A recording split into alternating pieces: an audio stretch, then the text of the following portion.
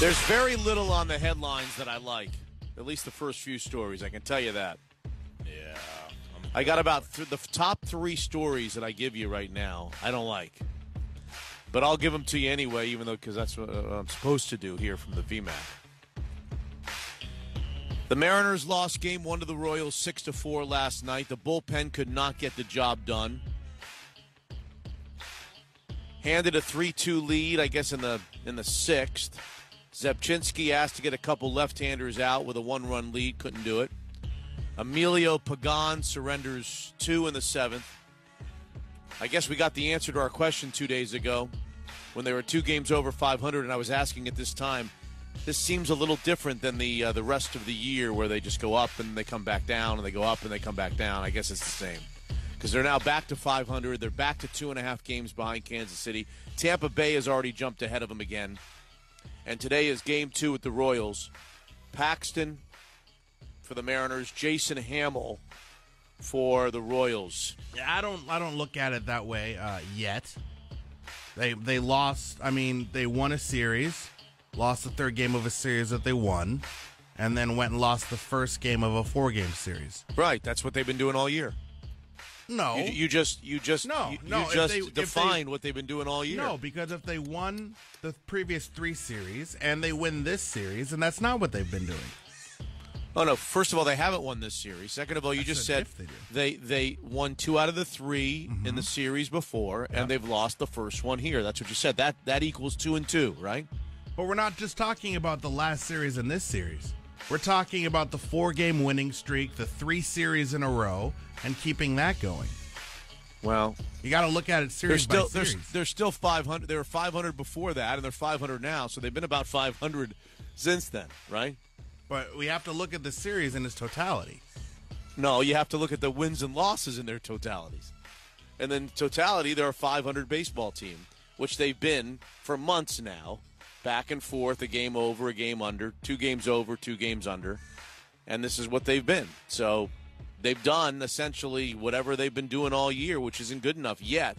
Let's hope that at some point they decide to put a streak together that finds themselves 5, 6, 7 games over 500. It'll maybe start tonight. Hamill is hittable. He's 5-8 with a 4.75 ERA. He's got a 271 batting average against. James Paxton is your lights-out ace. He's 6-0 in his last 6 starts. Let's see.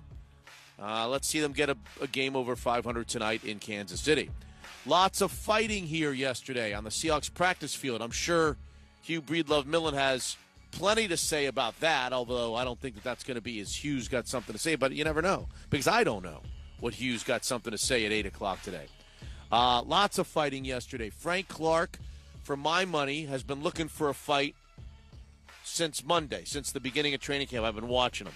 He has been trying to rope his teammates into fighting with him for 4 days now, minus the day that they had off. And he got his wish yesterday. He threw a punch. I guess that connected with Jermaine Ifedi, and it bloodied his face. And he got kicked out of practice, and Ifedi now needs to be treated, or did need to be treated. I don't love that story. I don't like this story. The Miami Dolphins are fearing the worst with Ryan Tannehill, that he'll need season-ending surgery on the left knee that he re-injured yesterday in camp. Let's hope not. Matt Moore is the current backup. Will Stephen Ross entertain the Colin Kaepernick idea?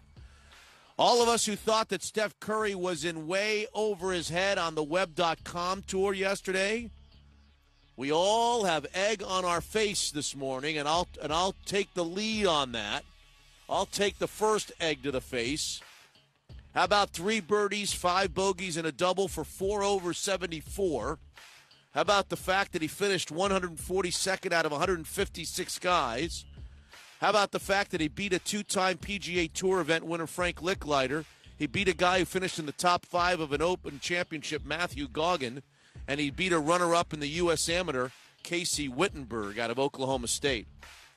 I would say, all in all, a fabulous day on the golf links for Steph Curry. I didn't see that coming. We'll see what he has today up his sleeve. He's not seriously contending for the cut yet. He'd have to go low today. Paul Goldschmidt hit 3 homers, including the game winner in the 9th for the Diamondbacks to beat the Cubs. Sonny Gray's anticipated Yankees debut results in a team loss. He allowed 2 earned runs over 6 innings. And I haven't noticed this. Slickhawk probably has because he's in fantasy leagues. Dodgers southpaw Alex Wood. Ever heard of him? Yeah. Was he an All-Star? I think I saw him in the All-Star game. Is he an All-Star? Alex Wood? I think so. Do you know what his record is after last night's win? No, I don't know that. He'd be 13-1 with a 2.33 earned run average on the season after last night's win for the Dodgers. There you go. There are the headlines as we started up from the VMAC. Here we go. Let's go. Wilson airing it deep, looking for Curse in the end zone. The pass is juggled, and it is caught. Kaepernick is in trouble. Ball's out. Recovered by Bennett. Your home for the 12th man in the NFL is live from the VMAC for Seahawks training camp. This 12th man factors in, no doubt. Seattle's Sports Radio 950 KJR.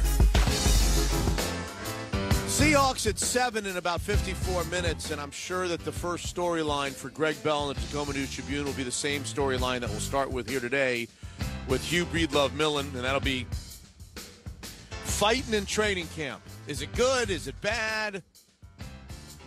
They're losing practice time. It's one thing after the next. Some people say that Pete Carroll, without directly endorsing it, kind of endorses it, even though he said so yesterday that he didn't. We'll hear from Pete Carroll in the 7 o'clock hour, about 7:10 today. Schnozzes, the Heritage Distilling text line, a chance to win 50-yard line seats to see the Seahawks and Cardinals by answering our poll question, which will be about fighting. Michael Bennett, we'll hear from him. He's not happy about the fighting, although he's always in the middle of the fighting.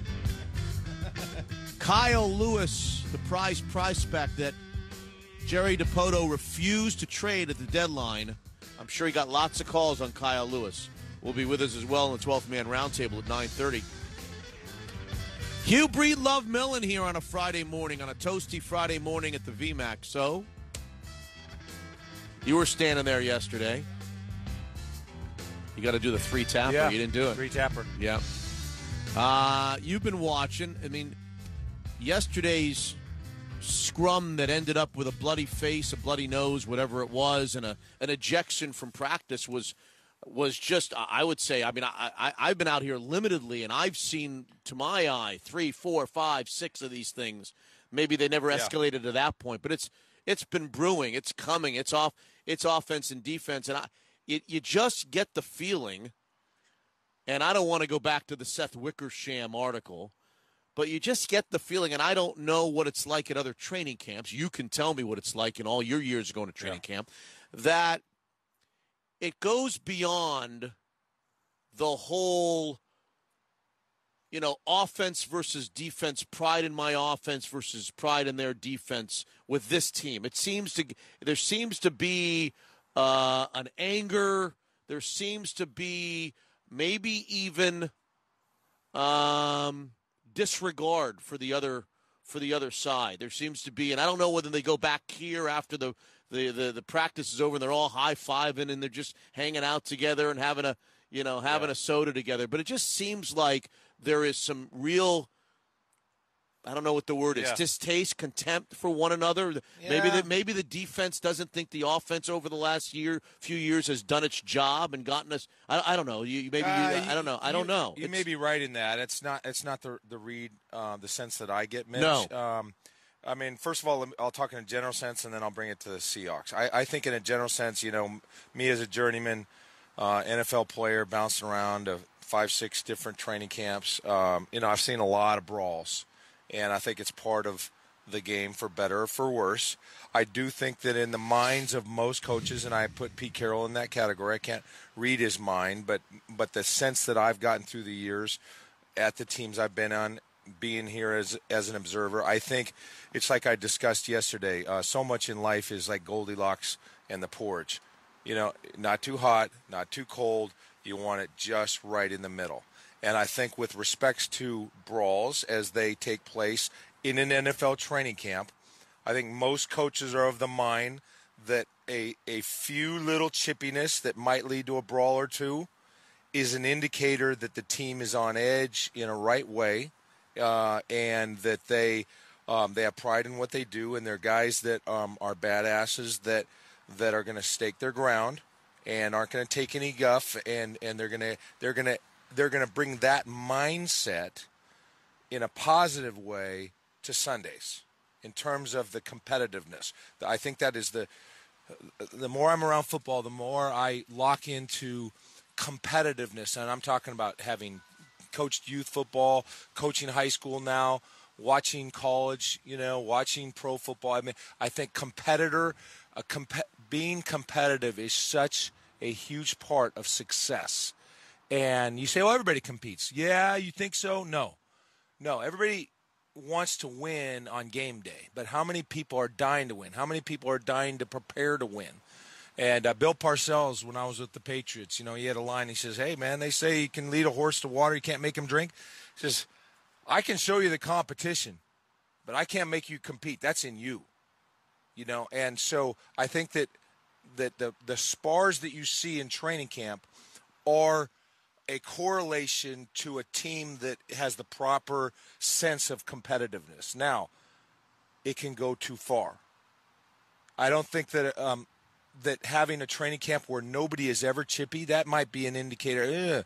I'm not sure if this team is edgy enough. I happen to think Urban Meyer is the second best coach in college football.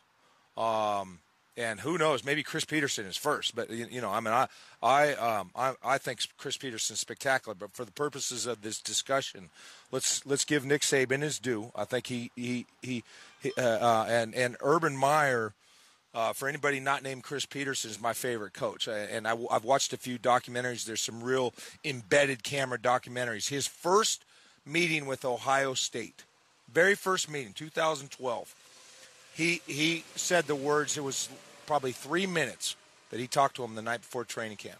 And he says, we're an angry football team.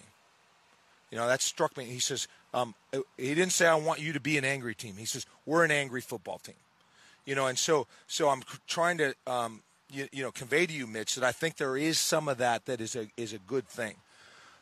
Yesterday crossed the line. Yesterday the porridge was either too hot or too cold. Pick which. I guess too hot. The porridge got too hot yesterday, and that goes beyond what is acceptable. That's assault. That could have broken Frank Clark's hand. We could have Jermaine Ifedi with his jaw wired shut right now and eating out of a straw for the next 6 weeks, losing 30 pounds. Ethan Posick is your right tackle. He took all of the reps yesterday after the incident. Ethan Posick did. Ethan Posick, did I say that? No, yeah, I'm just asking. Ethan Posick took all of the reps. Yeah. That puts him under greater duress in the heat that he would be expected to undertake, and he's at risk of some type of injury. So when the fist came out is where it went over the line. No, I'm trying to get where your line is. You cold cock somebody. It went over. You cold cock somebody. If somebody's not expecting to get cracked. Yeah. Are you sure that he wasn't why wasn't he expecting he's to get cracked? looking you saw that? Way. Yeah. And then now all of a sudden he gets dropped. And so, I mean, it just crossed the line. It's assault. So where's the line? Well, I where's think the line? Usually what seems to be acceptable, if guys keep their helmet on and hopefully they're smart enough to not hit a face mask or hit a helmet, I mean, that's always the thing. Coaches always say, these idiots, what are they doing hitting at the face? If you're gonna grab somebody, go for a body shot. But a couple here or there, it gets broken up. That's again an indicator that the team is angry enough, that it's competitive enough, that it matters to the players enough. Where's the line? Where was the line? When did he cross the line? When he threw the punch? Or you're saying punches are okay? Cold cocking is. I mean, where? I'm trying to you to draw the line for me. All right. Where do we get? Where can I step up to the line and be okay a cold cock with to the porridge? Let's work backwards. Yeah. What are the components of the factors? I didn't know that he got cold cocked. I thought that there was a scrum. He didn't have his helmet on, and Frank Clark came over and hit him. He was kind of looking away. Boom, dropped him. So I would say a fist to the face, particularly a cold cock. All of those things. Yeah, that's way beyond what is acceptable within. But if you let the porridge get a little warm. Yeah. If that's what you really want the porridge in the middle, well, then this is going to happen. It's just bound to happen. But I start with, and again, I'm speaking out of my ass a little bit just because I'm not at other training camps. So maybe in Chicago at the Bears training camp, we see the same stuff. But there seems to be a big brother, little brother bullying mentality between the defense and the offense. The defense seems to be the big brother because they're always the showcase unit on this team that gets all of the pub, and the defense is always good enough to win a Super Bowl. The question is the offense going to do its part?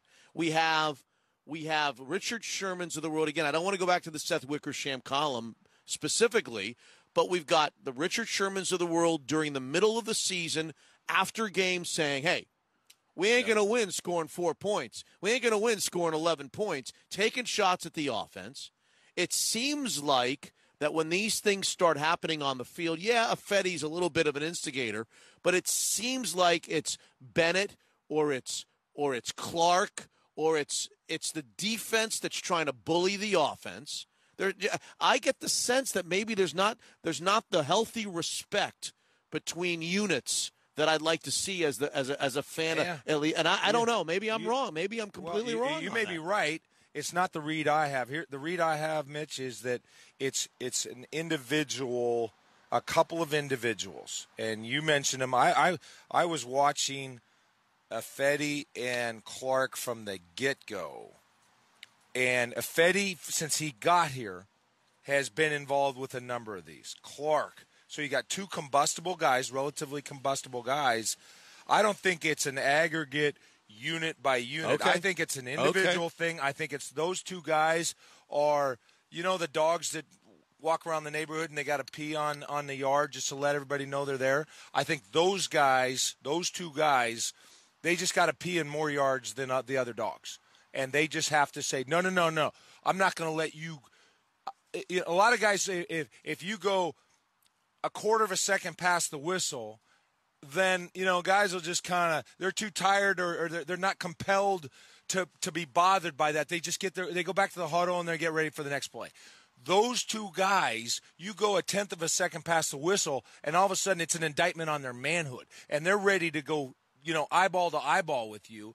And initially, in this instance, my observation was Frank Clark was more of the instigator. Well, and he was as Affetti was walking back to the huddle. Now maybe he felt that Affetti was the perpetrator, and he had to. I buy it. He had to let him know. But Frank Clark is walking Affetti back to the huddle, trying to cut him off. I mean, he was taking what any guy would recognize as an aggressive.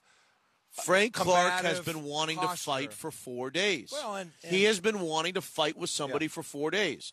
He's been waiting for this opportunity to throw a punch. I believe that. I watched 2 days ago. I think I told you guys this. I watched them line up the defense against the offense, and he was lined up against Luke Jokel. Yeah. And what was disconcerting as a Seahawks fan is how easy he just pushed Luke Jokel back, and Jokel went back on his back. Yeah. On his back, literally went down on his back, and then in just a cheap shot, just a complete cheap shot with Luke Jokel back on his back on the ground on his back. Play over. Frank Clark hit him while he was down. The play was over, and he on his way back just slammed him down. Luke Jokel was getting up. Yeah. Play was over, and Frank Clark hit him again and put him down again. Jokel just seems like the most mild-mannered guy in the world, right? Yeah. So Frank Clark Frank Clark wanted a fight. He wanted to fight with Luke Jokel. He didn't get it, and now he wanted to fight with Jermaine Affetti. I don't think it's unfair at this point to say that Frank Clark has got some anger issues that remain, and he better get a hold of that stuff. Now that may be beyond the scope of reasonableness in terms of processing this, but I think it's reasonable for a layperson to have that knee-jerk response to this. I mean, we all know the circumstances under which he entered the league, and then now he's out here risking the health of Apparently, I was going to say, not if you listen to what Hughes got to say. I mean, a couple days ago. He's battling for a starting position. We'll just put it that way. He's a starter, and he's a first-round draft choice from a year ago. Yeah, he's a starter for right now. If I had to bet, I would say you're right. And he's throwing a punch at him, at his face, with him not looking. Yeah. Well, and by the way, does he care? Does he care? In a world full of really big, tough dudes, Frank Clark has let's just talk about his stature, just his bone structure. I mean, he is an intimidating human being, even in a world of big. There's just a thickness to him. There's an explosiveness to him. I mean, this is a guy that I'm not talking about MMA fighters, but by all appearances, bar fights, you take all the men in the world, this is a 0.0000001% top guy, human male in this planet Earth. I mean, this guy is an immensely large, thick, explosive athlete. All right, let's get the show started. We're going to talk all about this. You're going to hear everybody talk about this today because that was the storyline yesterday. Frank Clark thrown out of practice, bloodying the face of Jermaine Ifedi with as he would call it, a cold cock. Seahawks at 7 in 39 minutes from right now. Pete Carroll will address the situation, and we'll hear from him at about 7:10 this morning. Daily Schnoz, which we keep going to training camps, get some fantasy advice for you as you get ready for your fantasy leagues and fantasy drafts over the next few weeks. Heritage Distilling text line will be open. Hughes got something to say at 8 o'clock every morning on 950 KJR. We'll open up the phones to give you a chance to win 50-yard line seats to see the Seahawks and Cardinals on New Year's Eve by answering our poll question. We'll hear from Michael Bennett today live from the VMAC. We'll have the headlines. We'll have Kyle Lewis on, the prize prospect of the Seattle Mariners, is going to be with us. The 12th Man Roundtable as well, which is a daily roundtable now from the VMAC, Condotta and Bell and Millen all together at once. This is going to be good. It's a Friday morning. Let's get it started. Slick Hawk on 950 KJR. Here we go.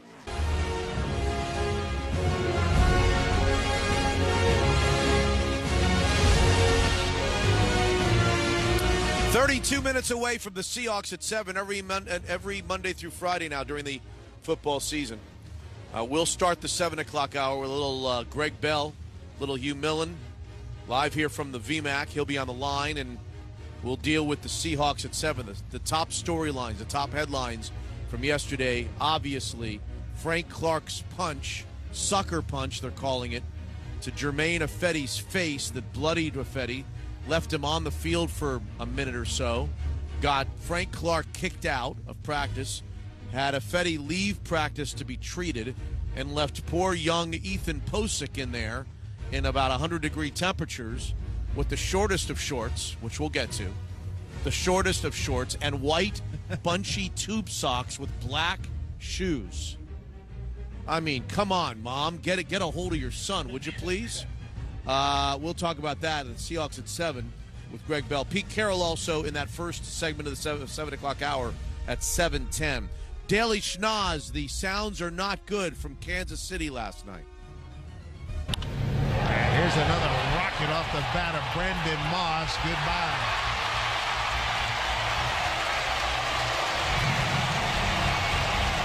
With Moss with 2 home runs tonight, that gives him 16 career home runs against the Mariners. 6-3 Kansas City lead. I thought that the Mariners were going to win that game in about the 5th or 6th inning when they squeezed across that third run. I think it was a Guillermo Heredia hit. They had first and third with 1 out. They got that third run across, and it was 3-2, and I was thinking, okay, we're just an inning or so away from what? David Phelps and then Sugar in the 9th. Yep. Let's just, come on, 3-2. Let's just hold this 3-2 lead for just another inning, and we're all right. And in comes Mark. Is it Mark? Mark Zepchinski. Yeah. Who we count on to do one thing. One thing we count on him to do. If nothing else, he doesn't have to get the water. He doesn't have to carry the pink backpack. He doesn't have to, drive the team bus back to the hotel. He's got to do one thing, and that's get left-handers out. He was acquired to get left-handers out, And what was it, a week ago in a game here where the same situation was? It was like a one-run game in like the 7th or 8th inning, and they brought him in for one batter, and there were 2 outs. There were guys on base, and the guy promptly got it. Oh, you know what it was? It was the guy from Redmond. Yeah, it was Michael Conforto. He didn't just get a hit. He tied it up 5-5. With a home run, for God's sakes. Yeah. And so yesterday, same deal. He gives up the run that ties at 3-3, and then the next couple of guys, Emilio Pagan included, and the Mariners have to settle for a 6-4 loss in Game 1. We'll hope they'll do better today with James Paxton. They've now fallen 2.5 back of Kansas City, and Tampa has snuck in there again, 1 game behind Kansas City in the race for the wild card. Michael Bennett on the fight between Affetti and Clark. Well, scuffles happen in camp. I think we built up so much testosterone all camp, and we want to go out here and, battle every single time, and sometimes we go a little overboard. I think you have to find that line. I think we may have crossed that line today, but we could talk about it and figure out where we stand upon that line again. Okay, Hugh Millen, listen to Pete Carroll talk about yesterday's fight and fighting in general, and tell me where your BS meter is on 0 to 10 on Pete Carroll right here. Disappointed I had a couple guys get after it today, and there's no room for fighting in football. It is not part of this game. Not supposed to be part of this game, and we frown upon that very heavily. So real disappointed that happened today. We have to learn and get better and do right. There's no room for fighting in football. Hugh? Well, I think there's room for a little bit of fighting in football. And you think that he, and I think that he, in his heart of hearts, believes that, and wants that. Well, I can, I can deduce that by how he responds to more minor scuffles.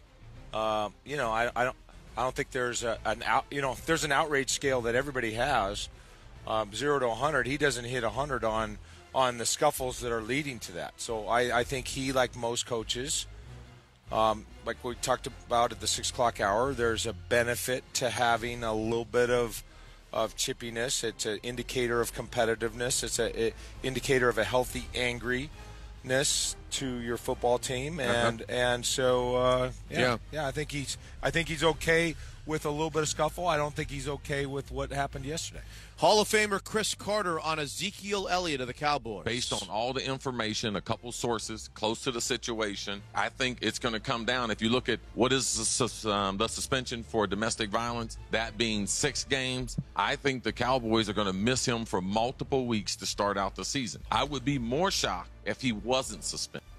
Bill Belichick on the birthday boy yesterday. Tom Brady. I don't want to say you take it for granted, but I wouldn't say it's like a big shock that he's going to walk in here today and be prepared and go out and perform and give us his best. So that's what he's been doing. So we all expect that. He expects it out of himself. I'm sure he expects it out of me. We all expect it out of each other.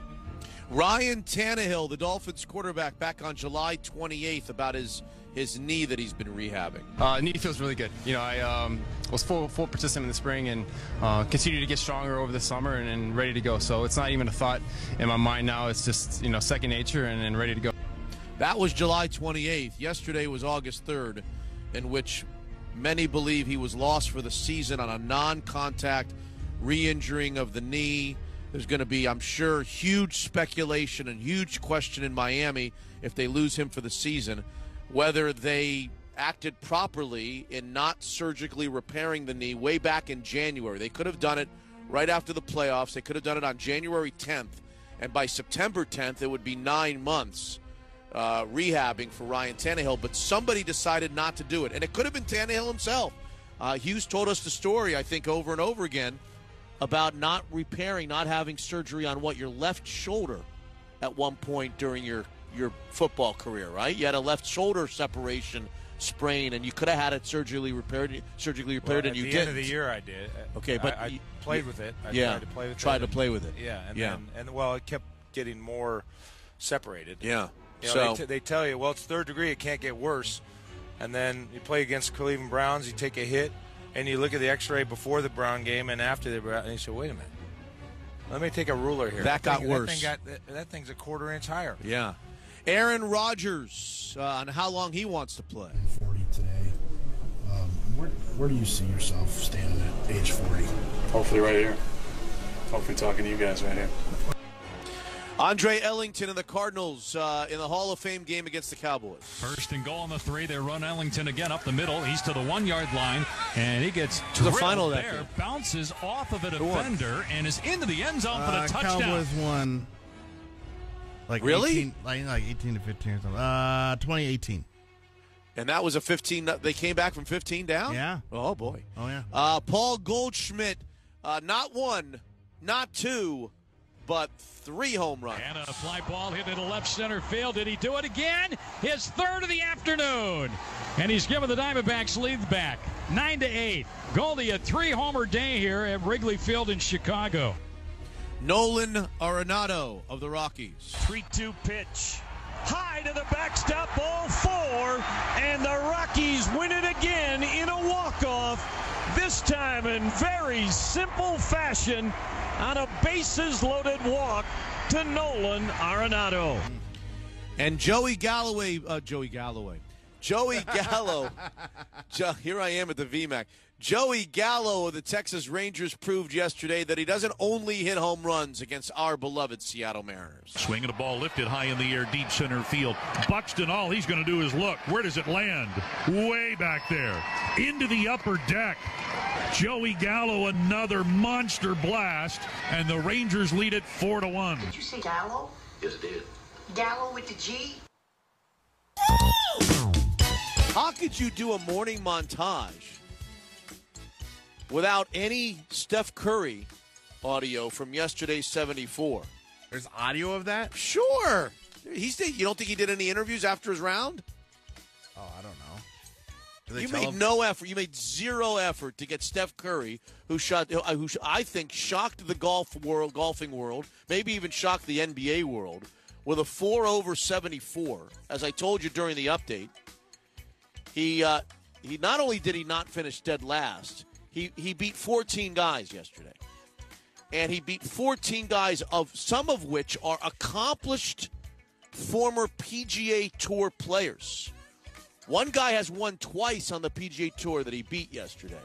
One guy was the runner-up in the U.S. Amateur that he beat yesterday. And one guy finished in the top 5 of the British Open that he beat yesterday. Steph Curry. He had 3 birdies. He looked great. And that, by the way, the drop of the first hole, do you see where he hit it on the first hole? No. I just know it was left. He hit it into the cup. The cup holder of a cart. What? Way left. It landed in the cup holder of the cart. His first ever swing, his first ever shot was it. What? You're kidding. I'm not kidding.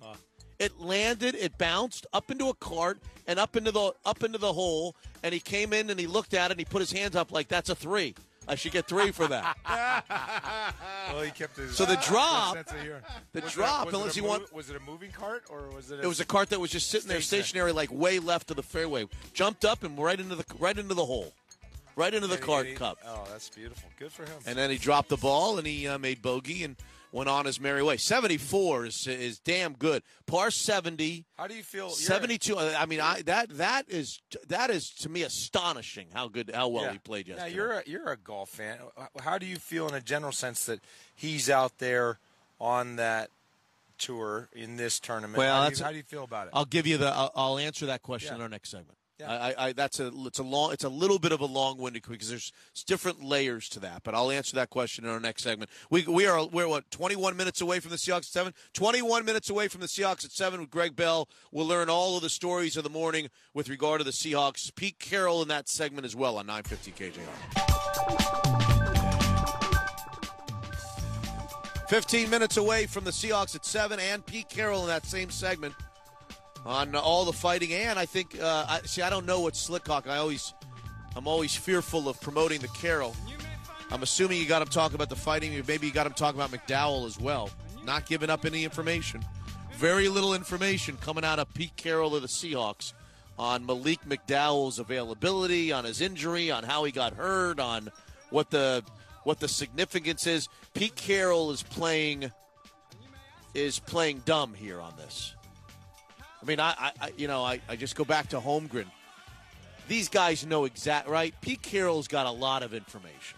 Am I really to believe that Pete Carroll doesn't know until his doctors tell. He doesn't know much about the seriousness of the injuries and doesn't know about what the prospects of when he plays. Come on, he's the head coach and grand poobah of the Seattle Seahawks. They've had internal conversations. I would imagine that he in his mind almost has a date of when Malik McDowell is going to be able to play contact football again. You think so? Yeah. It's a three tap process. You got to tap it 3 times. So he's playing dumb, right? He's playing dumb with the media. He's playing dumb because he doesn't want to. I would say be playing ignorant, or you know, I don't know. I think that there's a little bit of a dance that we do, that the media does with a head coach, where the head coach is kind of evasive on some topics, and everybody knows he needs to be evasive to do his job.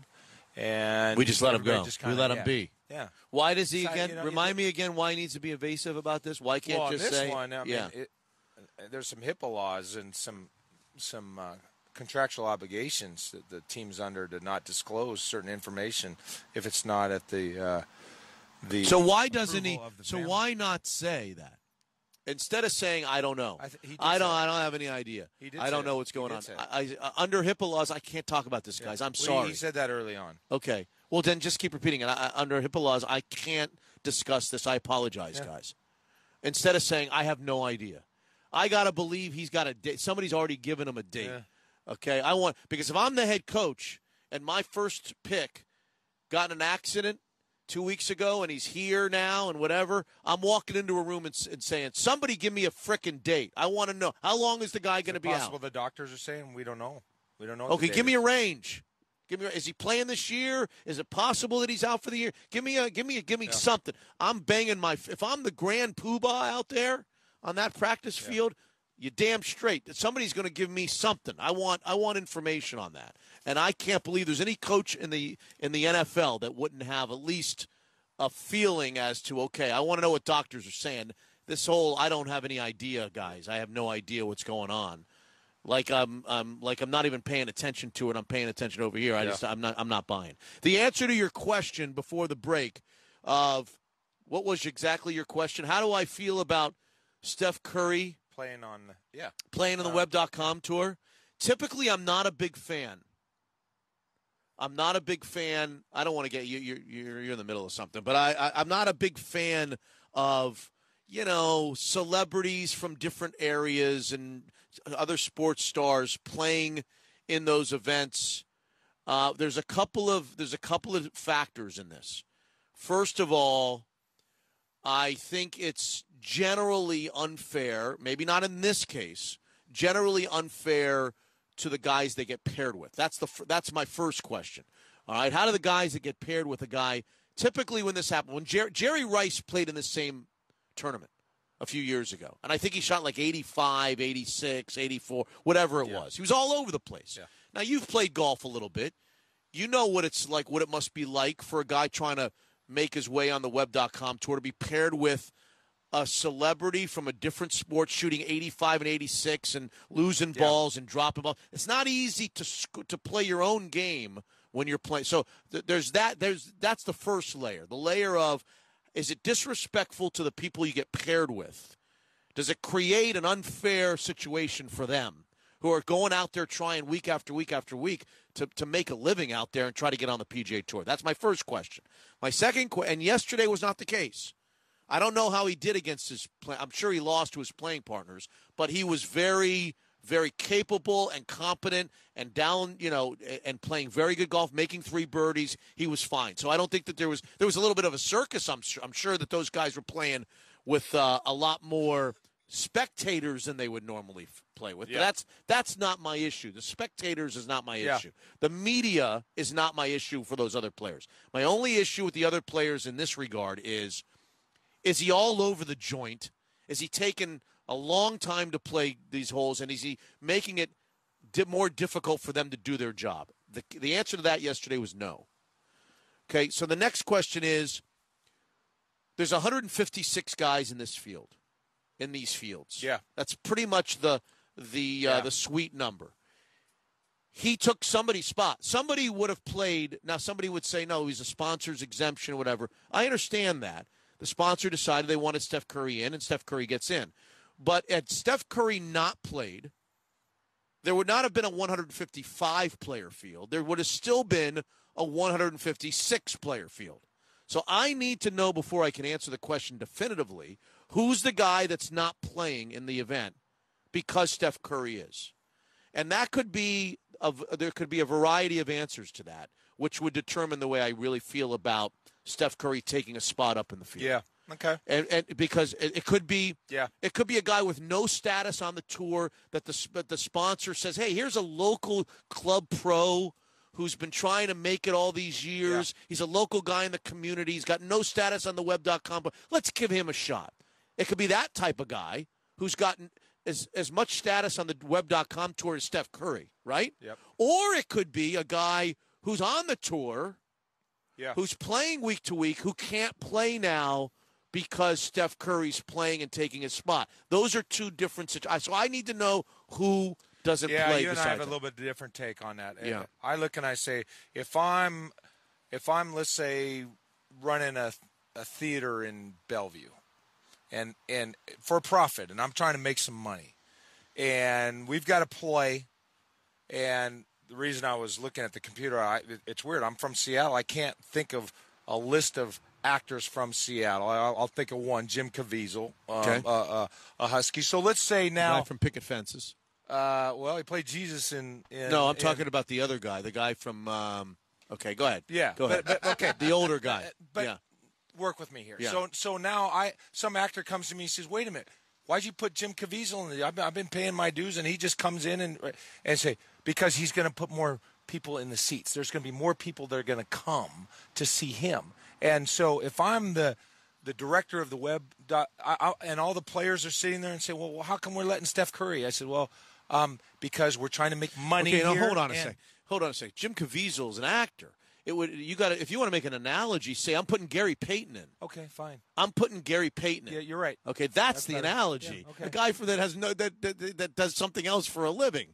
I think there'd be more of an outrage if you put Gary Payton in there instead of the guy, the other guy. Point taken. So the point is that I would say, look, if you want fair, get your ass on the PGA Tour. It might be more fair there. But right now we are a second grade. Now, would I actually say all these words and would I be blunt? No, I'd take a lot off my fastball. But the message would essentially be, we're trying to make some money here, and we got an opportunity to bring one guy in that's going to bring a lot of exposure to us, and all of you guys are going to benefit because of the exposure to this. So, I get it. So, yeah, Steph Curry wants to play. He's got enough game to play. He's in. I got it. That's fine. What I would say to you if you said get your ass out on the PGA Tour is what I might say to you is, well, hold on, Hugh. I'm 23 years old, and I need to play in this tournament to get onto the PGA Tour. I need to play in tournaments. There's 23-year-olds on there. Yeah. There's 23-year-olds. Yeah, I get it. I get it. 23-year-olds on the PGA I'm not Tour. stupid. I mean, I understand the benefits of having Steph Curry. You've asked me a question. I'm giving you the answer based on a couple of factors. A, who he plays with and what the conditions does he make for the guys that are playing with him. Yeah. And who's not going to get the spot. Yeah. And for the most part, I'm okay with it. I'm okay with it for the most part. You know, for a guy who thinks in analogies a lot, I had a really bad analogy, and I'm glad you corrected me on that. 6:55 on 950 KJR. Well, you figure it out, and maybe you'll do a better one later. The Seahawks at 7. Lots of reaction from the fights, and Pete Carroll coming up next on 950 KJR. 7 o'clock on 950 KJR. We're about to embark upon the Seahawks at 7 on 950 KJR. Greg Bell is getting ready, getting set. First, let me give you the headlines, and they're not good. The Mariners lost Game 1 to the Royals 6-4. They're back to 500. They're back 2.5 games behind the Royals in the wild card race. They'll do it again tonight with James Paxton. In fact, they'll do it 3 more times, tonight, tomorrow, and Sunday. James Paxton will be on the hill tonight as the Mariners look to gain some ground on those Royals in Kansas City. Lots of fighting yesterday, and the Frank Clark Jermaine Ifedi fight is the one that's getting all the the pub, but there were skirmishes going on. It seemed like there were 2 or 3 or 4 skirmishes yesterday. There seems to be skirmishes every day. And I've noticed, and I don't want to be a finger pointer, but I guess I will be, that Frank Clark, to me, going back to Monday, I would have told you, if you would have said to me yesterday morning, somebody's going to throw a punch today, somebody's going to get thrown out of practice, who's it going to be? I would have actually, my first guess would have been Frank Clark had you said that to me yesterday morning. Just the way he's gone about his business the last 3 or 4 days. He has been in the middle, and it just looks like he has wanted to fight with somebody for 4 days. He got his wish. He threw a haymaker that landed on Jermaine Ifedi. They're calling it a sucker punch. Ifedi's face was bloodied. Frank Clark was ejected from practice. Ifedi, I got headlines here, continue the music. Ifedi needed to be treated, and so we'll find out from Greg Bell about that stuff. We've talked to Hugh Millen about it. We'll hear from Pete Carroll here in a few moments as well.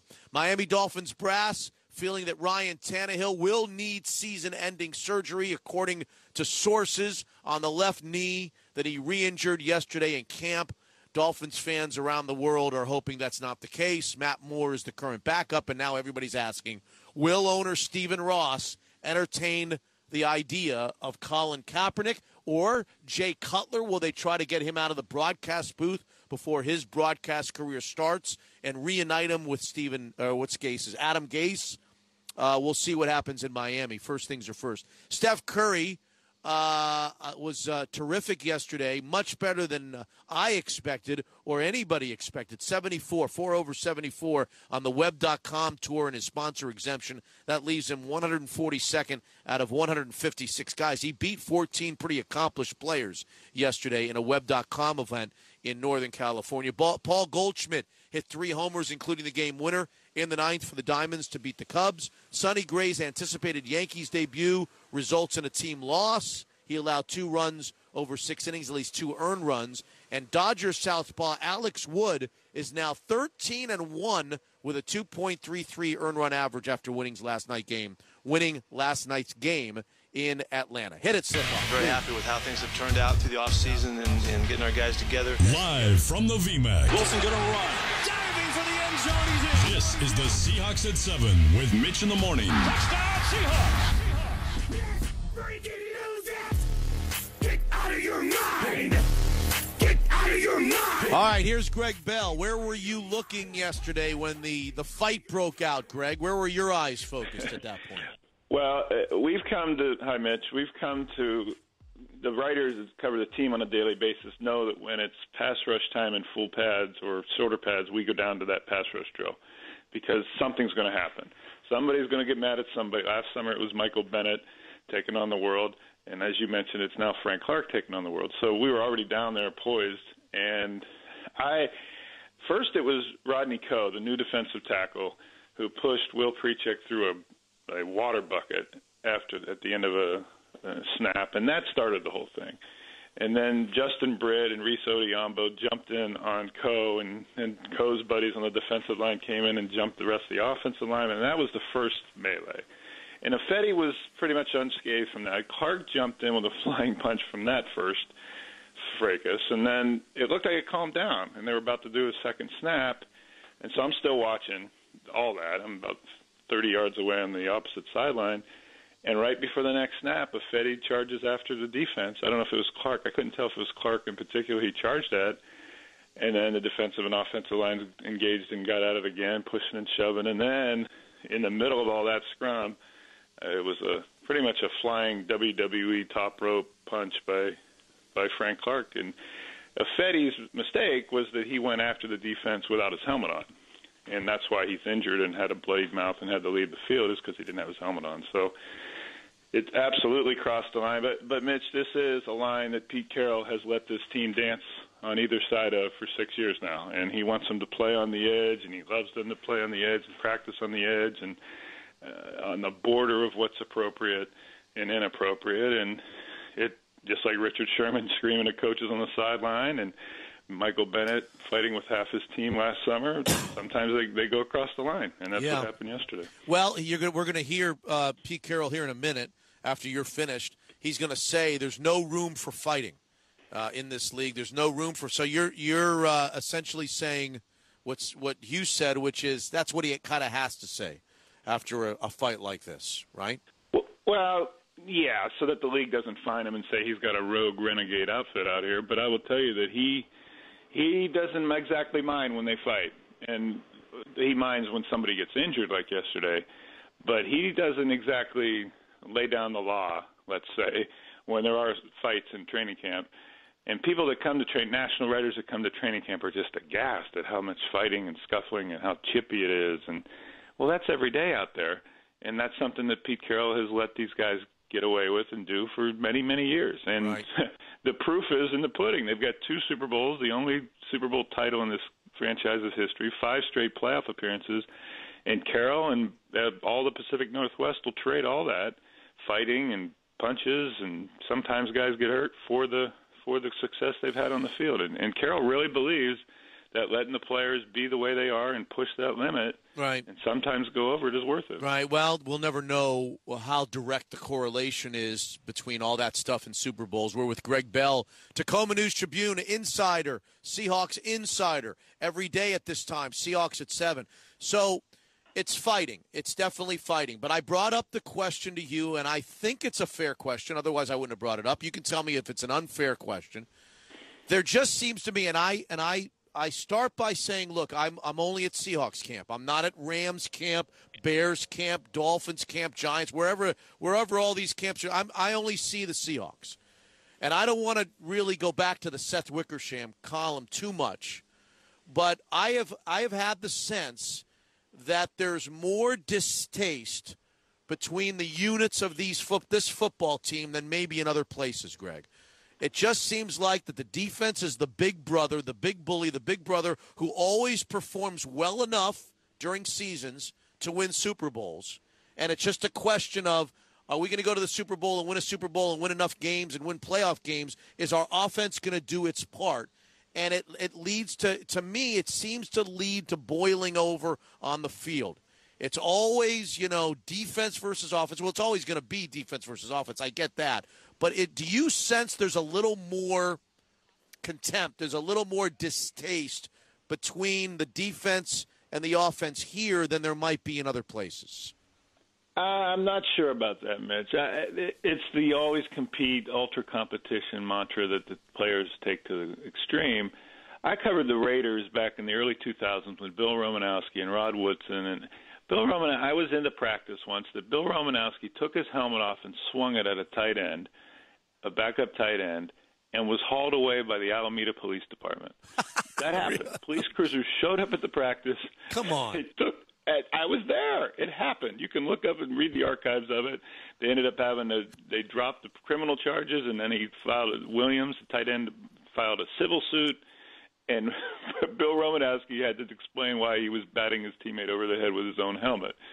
That was offense versus defense. This happens other places, but okay. I think, like I said, today it doesn't happen as much because the NFL is so rigid and regimented, and coaches have such an iron fist over these guys because of the fact they're not guaranteed contracts. The players have to do it the coach's way, or they get cut and they don't get paid and they don't have a livelihood, and so they have to fall in line.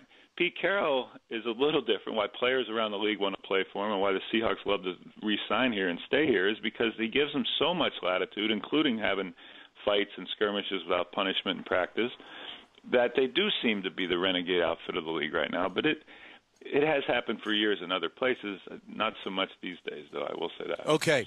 Greg Bell is with us. So as a result of Ifedi being thrown out of practice yesterday, Ifedi getting treatment, Frank Clark getting thrown out of practice, we had a chance to see Ethan Posick work with you as soon as he got on the field. Huh?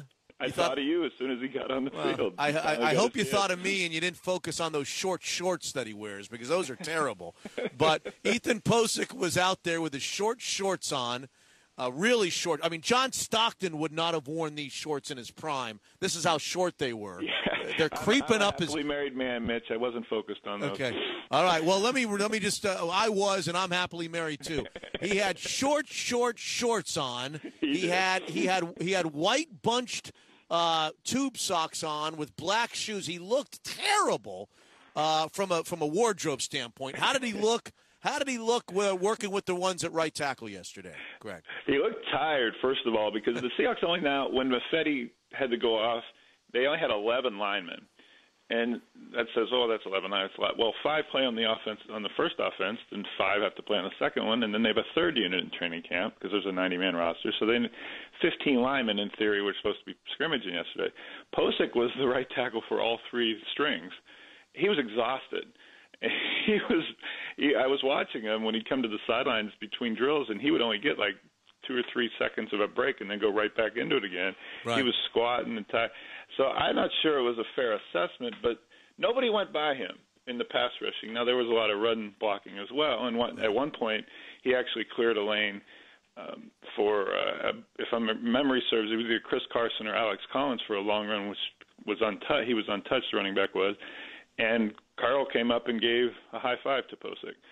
And afterwards, he went on and on about how versatile he is again and how he's adapted to all the positions they're having to work. They haven't had him to work at center yet because they know what they have on film from LSU. But Carroll just said that he's exactly what they hoped he would be as a second-round pick. Now, that doesn't speak to your question every day of whether he's going to start and should as a second-round pick. But he looked the part and didn't look overwhelmed in the short time I got to see him yesterday. All right, good.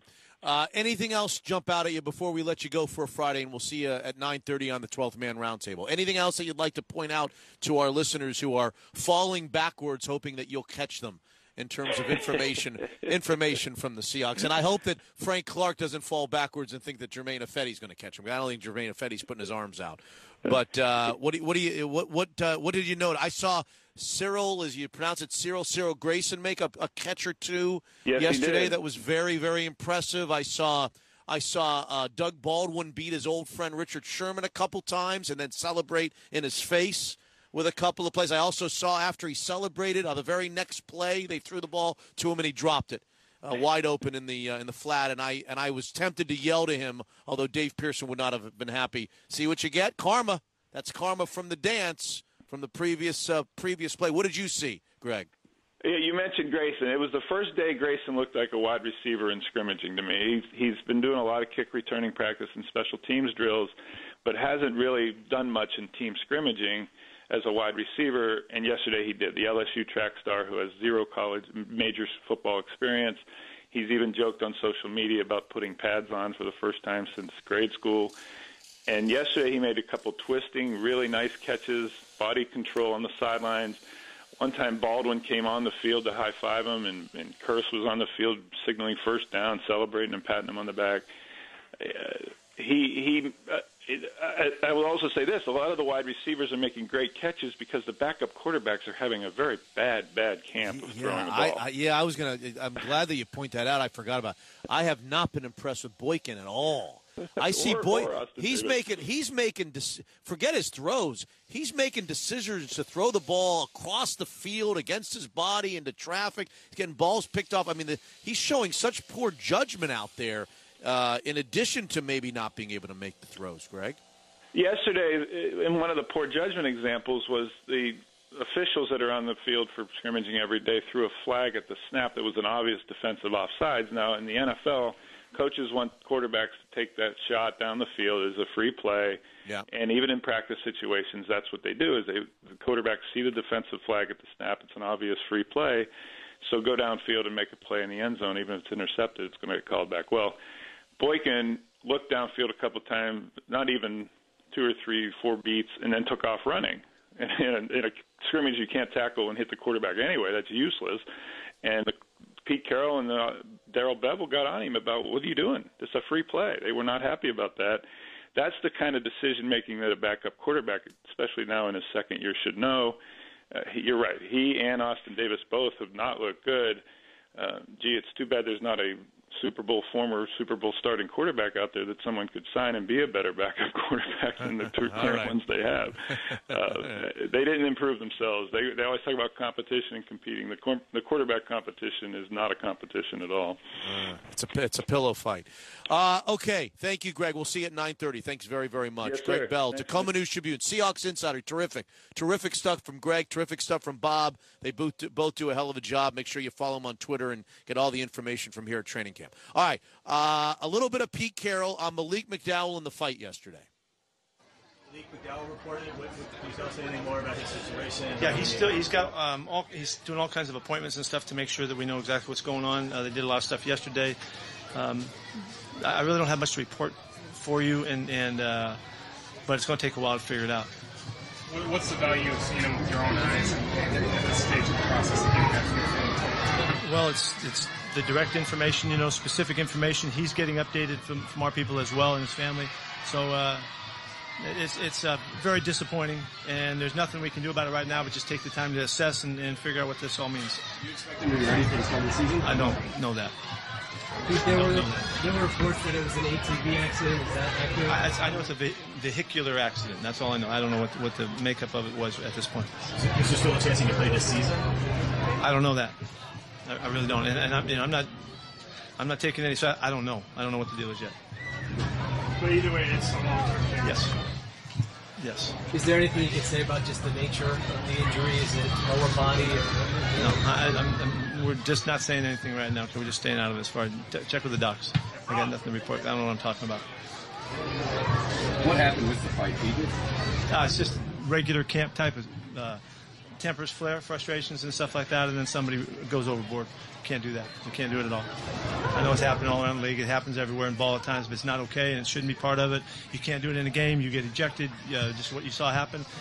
Somebody can get hurt, which you saw happen. So we've taken a big stance against it and really disappointed it happened down day 4 here. But that's it. I don't know. Yeah, I know he left the field. Okay, how about some football? What's up? Jeremy, going into his second year, what have you seen from him in his transformation? First off, he had an incredibly effective offseason. He's stronger, he's more fit. Everything about him is more explosive. He's working hard to elevate his pass rush game, and it already shows. He spent the offseason working on it. So he's off to a very good start. He had a really good rookie season.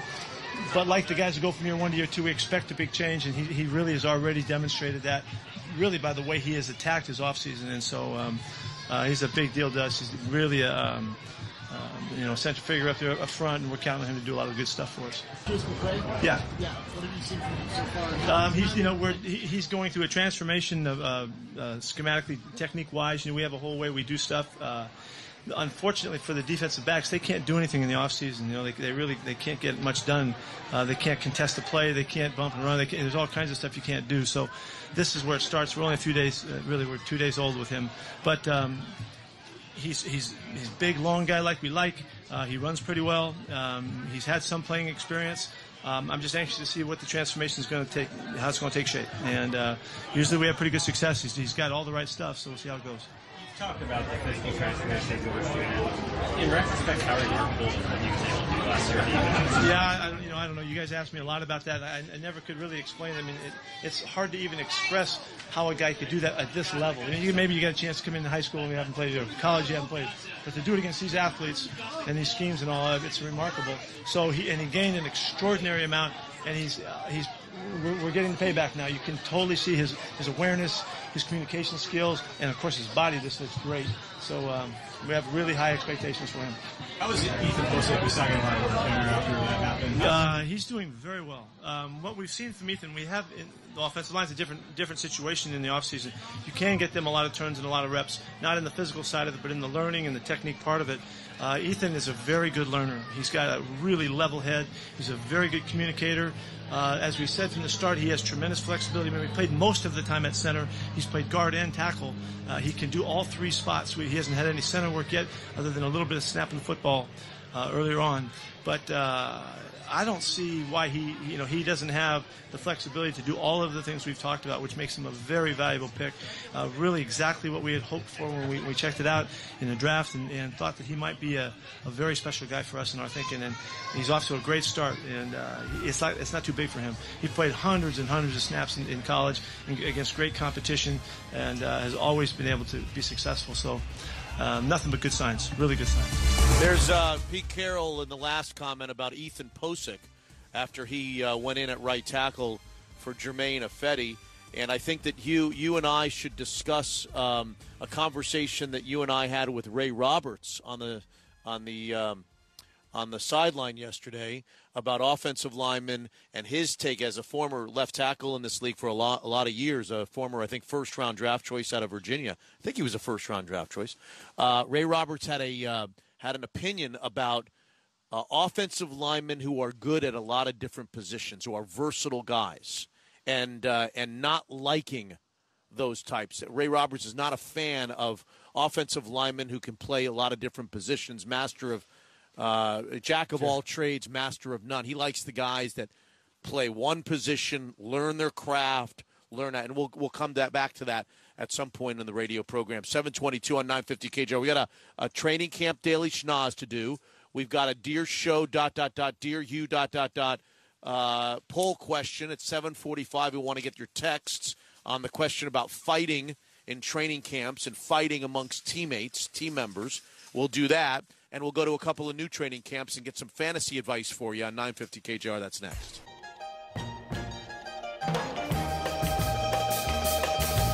Let's forget about tomorrow.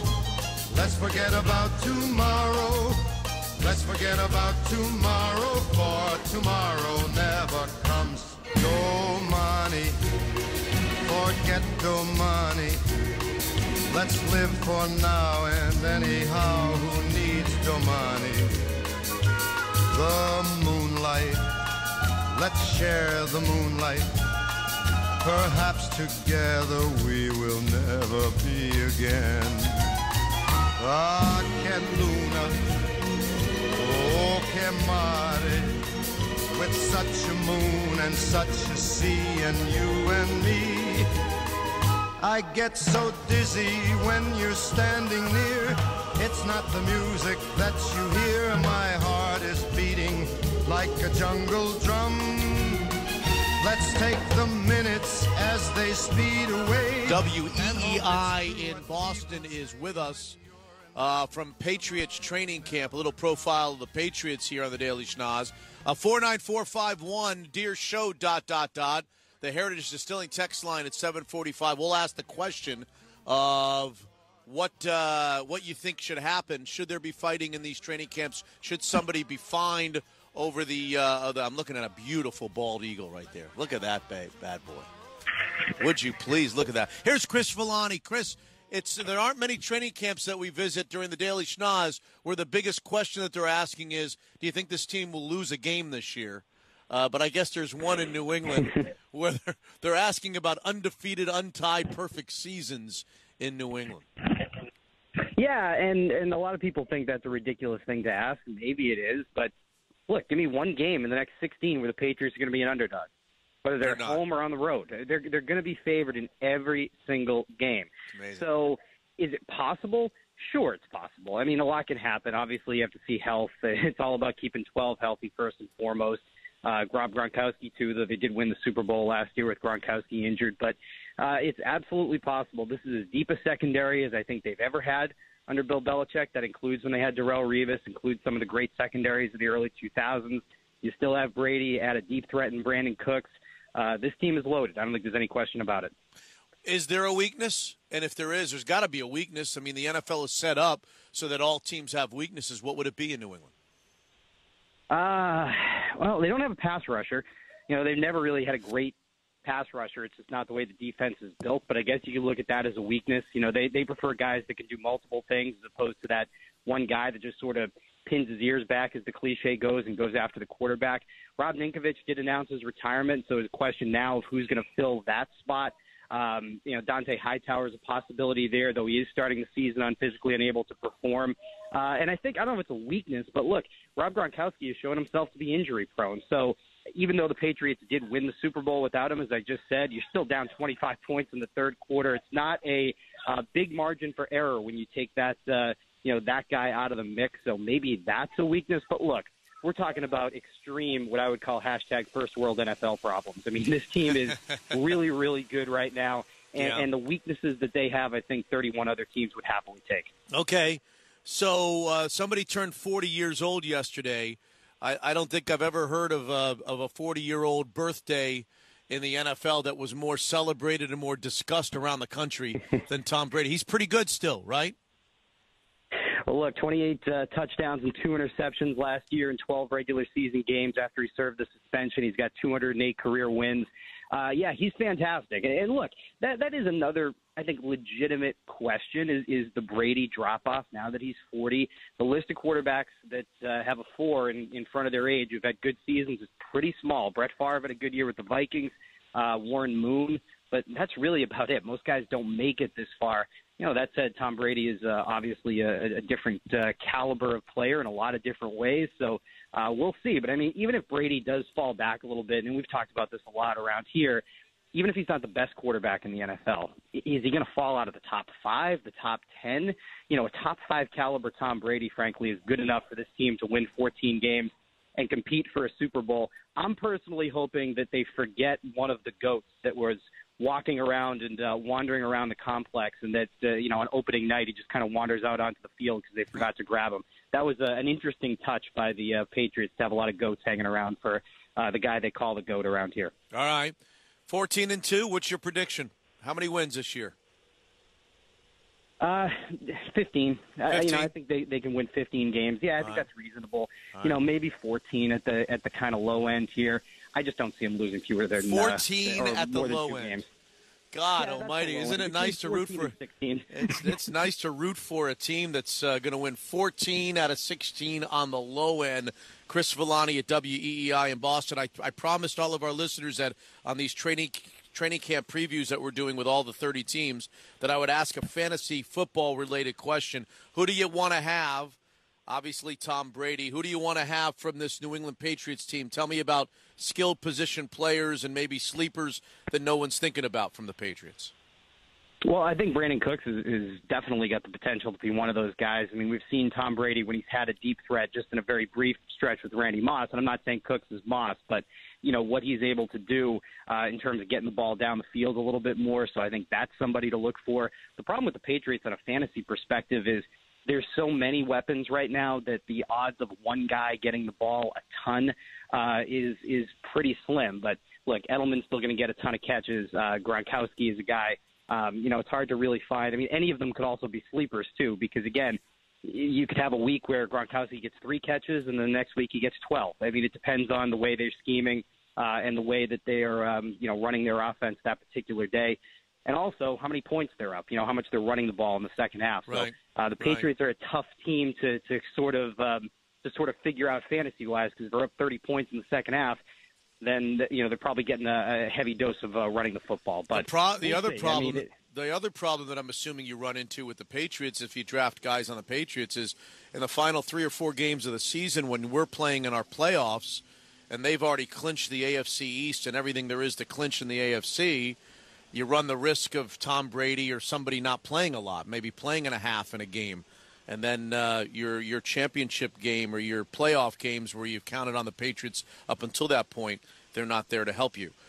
Chris Villani at exactly right. Yeah. WEEI in Boston. So there you go, the Patriots, best team in football, expecting to win 14, 15, 16 games. They're asking the question in New England, can they go undefeated? Can they join the 1972 Miami Dolphins and go undefeated during the regular year and all the way through to the Super Bowl? Chris Villani, thank you. WEEI in Boston, 30 seconds away. Story 2 on the Daily Schnoz. Training camp issue. We're at the VMAC. Also, 49451, DeerShow ...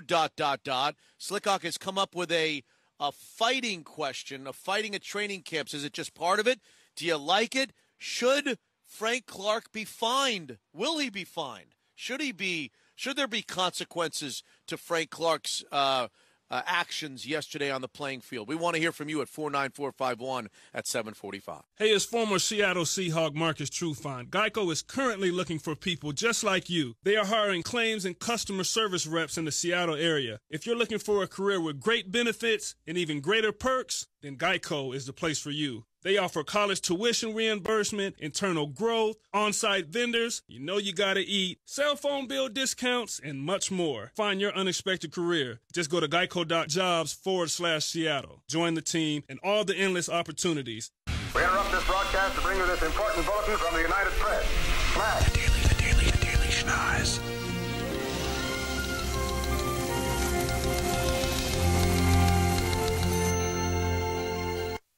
7:37 on 950 KJR. Apparently, we were supposed to go to Miami, and our Miami guy has canceled to talk about Ryan Tannehill. And the big story in the NFL, unfortunately, is the Tannehill knee injury yesterday.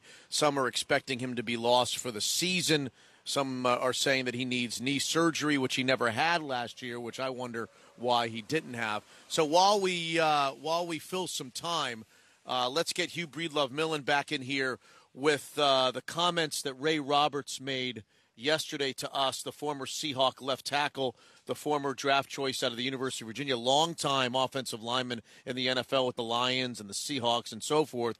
He made a comment that was curious to me. He said he doesn't love the guys that they bring in that are the versatile, can play any position guys. He likes guys playing one spot, learning their craft, and playing that spot, and he thinks if you've got a jack of all trades, you've got a master of none. We were referring to Ethan Posick on the offensive line. Yeah, well, I mean, I think the logic there is kind of self-evident. I mean, here you've got a guy that played some snaps. I think 44 snaps at right tackle, several hundred at center. He's predominantly close to 1,000 at center.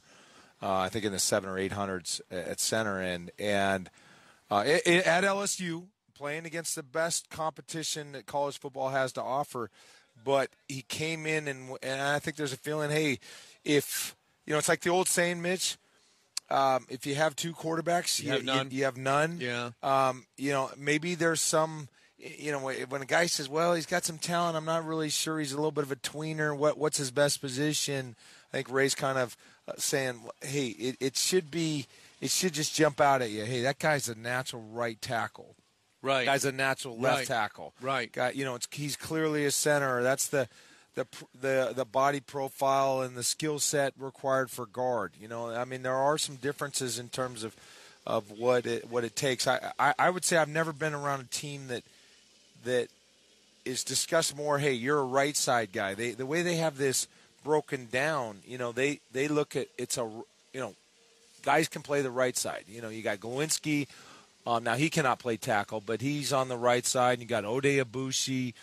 He's a right side. You got Posick and you got Jermaine Ifedi on the right side. But you hear him say, well, those guys are going to be the right side guys, and they can play guard or tackle on the right side. And then on the left side, you got Fant, and you've got Jokel, and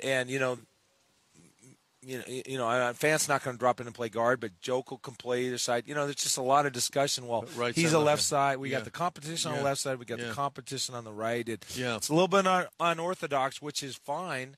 Do it however you want. I don't care if they snap the ball and they stand on their head and do a spin and put a beach ball on their nose. If they get the job done, I don't care how they do it. Yeah. What happens is when you have had 2-3 years where the offensive line has been clearly underperforming by relative standards in the NFL. 31 other teams, where are you performing as an offensive line? It's been, in many people's estimation, the worst performing offensive line, albeit the fact they've also spending the least amount of money. What ends up happening is when you do unorthodox things and you're not performing well, you leave yourself open to criticism about the unorthodox ways. Well, going back to the Posick thing, I like having a guy on my team that is kind of your sixth man. I think it's valuable to have a sixth man who can go in and play multiple positions on the offensive line. Guys get hurt, guys get dinged up, guys miss series, and to have a guy like that is a valuable piece. However, that being said, it is my opinion that when you draft a guy as high as they drafted Ethan Posick, and then you make, again, I'll go back to remarks that they made afterward. What John Schneider said to me in an interview right after the draft was, Mitch, maybe it was to the multiple media, I really had to sweat that one out. We were really sweating out it was the one time during the draft that we were sweating out whether we were going to get our guy in the picks leading up to our guy. We really wanted Ethan Posick. When you have that kind of a commodity and make those kind of comments about an offensive lineman for a team that had a poor offensive line, I'd like, as a Seahawks fan, for that guy, because of his prestige, I'd like for that guy to play a position and for you to count on that guy to walk in and be a starting offensive lineman. I don't care where he is, but a starting offensive lineman. If they drafted him with the thought he'll be our sixth man and he can play a lot of different positions, for an offensive line that struggled the last couple years and for where he was drafted and for what they said about him, I don't think that to me, those dots do not connect. That's a guy you pick in the fourth round that can be, a versatile guy. I want the guy they pick in the second round and the first offensive lineman that they take when they're coming off of a bad year with the offensive line, when they only went out during free agency and really got Luke Jokel and Ode Abushi. I want the guy they take in the second round out of SEC and LSU to be thought of as a starting offensive lineman right there, wherever right there Given is. how poorly the offensive line is played. Absolutely. If you're dedicating a resource with that type of value, the resource has got to give you a starter. Yeah. 49451, dearshow, ... We want you to answer the question. Do you like fighting in training camp? Do you think there's a place for fighting in training camp? And should these guys be fined? Should a guy like Frank Clark? Frank Clark's going to. He's going to be fined. Oh, no yeah. question. Yeah, there's no question. He's already been fined. He's been fined. Yeah. Okay. No, they went All after right. him. So we want to know what you think. Do you like the fact that your favorite team fights in training camp? 49451, dearshow, ... Also a chance to win 50-yard line seats to the Seahawks-Cardinals game on New Year's Eve when we ask that question at 8:28.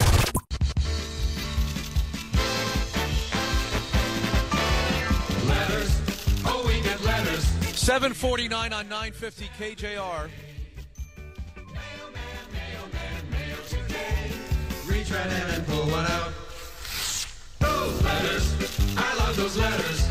Let's find out what you got to say. Oh, boy. Mailman.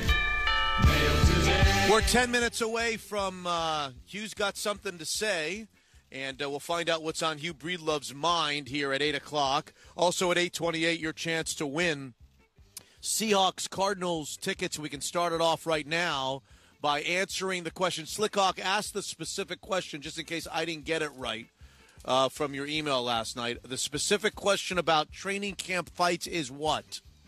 From the email last night, I want to see how exactly I phrased it. But what do you think the question should be? What is the question?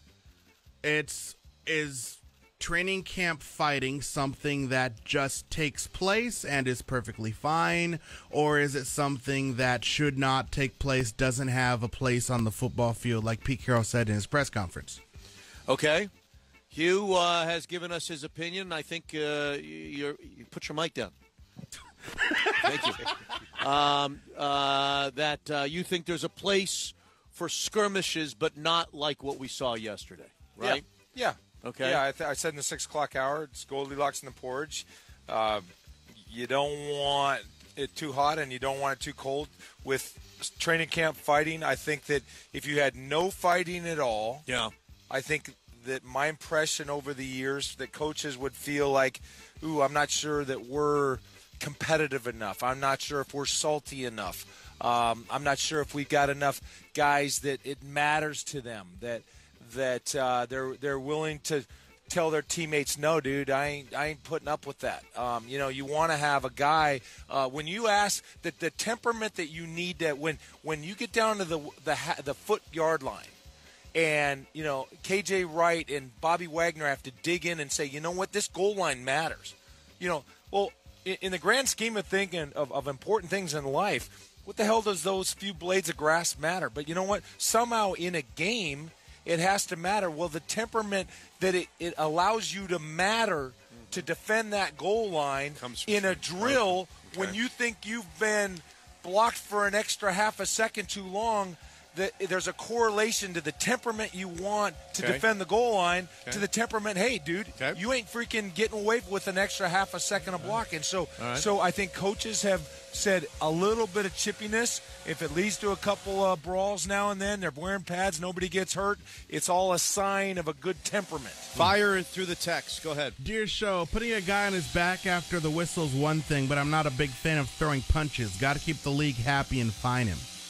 Okay. Dear show, maybe this is Frank Clark's way of toughening up the offense. Maybe he thinks the offense is being coddled. Okay. Dear show, if this was a regular season game, what would the suspension have been from the league? Oh, yeah. Oh, yeah. You'd be suspended. Yeah. Again, you'd be suspended. For punching your own teammate? No. If this was in a regular season I'm game. teasing. Dear show. You might be for punching your own teammate. Dear show, love the fighting, but agree with the fine. Never go for the head or face. Aim for soft tissue areas less likely to injure the hand. Okay. Dear show, yes to fighting. Controlling emotions are part of the game. What better way to practice that than fighting? Yes to fighting. Yes to fighting. Dear show, a little skirmish never hurt any team. There were plenty of times last year I wish our O-line had a little fight in them, and I'm fine with how they're handling Posick. I think what should be wrapped into this question, this poll question, is my question, which is, do you sense that there is some animosity, more than usual, between this defense and this offense? Because I sense it. And I admit I'm not at other training camps, and if I were at other training camps, I would see the same thing everywhere else, and I would say, no, there's no extra salt on the – I think there's extra salt on this defense's pretzel for this team's offense, and especially the offensive line. It's possible. I think linking it with the fight yesterday, Mitch, I don't agree with you. I'm not linking it with the fight yesterday. I'm linking it with everything that I'm putting it in grand total. It's not just about yesterday's fight. It's just what I watch when I see a lot of stuff going on. A lot of stuff going on. Not just yesterday. Well, I think there were signs of that a year ago, and it was reflected in some of the comments, particularly from Richard Sherman. But I don't know. I think they're in a pretty good place. I think that you got a couple outliers. And do you care? The other question is, do we care? Do we care that the defense doesn't like the offense, and the offense does it fundamentally get in the way of overall production if your defensive guys just don't respect the offense? Again, the Goldilocks. I think you could have a point where if there's too much friction and resentment about the performance of the other unit, that could be a problem. I do want to add that as go ahead. You want to do it in the next segment? Let's do it in our next segment because you got something to say in our next segment, and I want to hear it. I want to hear it. And this is not going to be a note that you're going to pass to me. This is going to be you. You're going to say something in our next. Hugh's got something to say next on 950 KJR, and your chance to win 50-yard line seats to the Cardinals-Seahawks game at 8:28 this morning on 950 KJR. Good.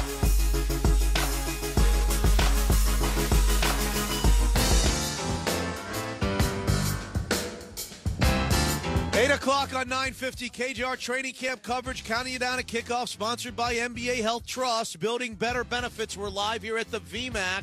I've got my friend Hugh Breedlove Millen, who still hasn't punched it 3 times. Boom, boom, boom. Oh, it's not working now. I had it 3 times. There we go. There's 3 times. I had it 3 times. Did you have it 3 times? I did have it 3 times. All right. But the bottom light is a little flicker. Is a little flicker. Sometimes it's on, sometimes it's off. Okay. You see this? Mariners. See by the way, Hughes got something to say about maybe, not having a damn cough button. And maybe this is the Hughes got something to say segment. Yes, they do. He's gonna go off in a second. He's ready to go off. He's gonna vent his spleen every morning at this time at VMAC. He's gonna vent his spleen on something, and I've loved what he's given us the first 4 days. Mariners lost game 1 to the Royals 6-4. They fall back to 500. They fall back to 2.5 games behind the wild card. They've got James Paxton today against Jason Hamill. The Mariners should win today. If they don't win today, I think they're in trouble. They got to win the Paxton game in Kansas City and then go on from there. Lots of fighting here. Hugh Millen has confirmed to us that Frank Clark will be fined for and has already been fined for his actions, his sucker punch to the kisser of Jermaine Affetti, who left here bloodied. Frank Clark was ejected from practice yesterday, and we're asking you, the Seahawks fans, whether you're cool with all of this. Are you cool with all this fighting? Or are you not cool with all this fighting? We're going to ask you that question at 8:28 this morning and give you a chance at the same time to win 50-yard line seats to see the Cardinals and Seahawks on New Year's Eve in the final game of the regular season. Could be for all the marbles. Could be for home field advantage. Could be for divisional titles. Could be for number 1s or number 2 seeds. That is coming your way at 8:28. Be ready to participate on the radio program. Other news, Dolphins fearing the worst. Ryan Tannehill could miss the season, could need knee surgery. I think there's something rotten in Denmark, as my mother would say about this. You know me and my conspiracy theories. I'm a Dolphins fan. He hurt himself way back with about 3 weeks to go in the regular season in December of last year. They held out hope that he could play in a playoff game because it looked like they were headed to the playoffs, so they didn't do surgery immediately. They waited and waited. They made the playoffs, and then they figured he can't go. Matt Moore's going to go. If Matt Moore wins 1 or 2 games, maybe Ryan Tannehill could come back. So they didn't do the surgery then. But why didn't they do the surgery the day after they were eliminated from the playoffs?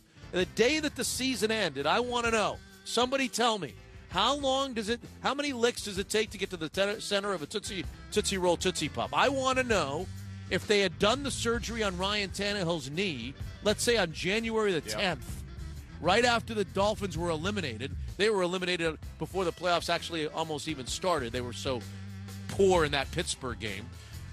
Would he have been ready for training camp? 9 months, 8 months, 9 months. Isn't that enough time for a quarterback to get back after a surgery to repair a partially torn anterior cruciate ligament? Why didn't they do the surgery? My guess is they didn't do the surgery because Ryan Tannehill didn't want him to do the surgery. Possibly. And now, look where we are now. But, you know, and there's probably a lot of success stories where athletes have foregone the surgery and then it worked out well, and then, you know. Well, I want this to work out well. Well, I don't care about the other one so much.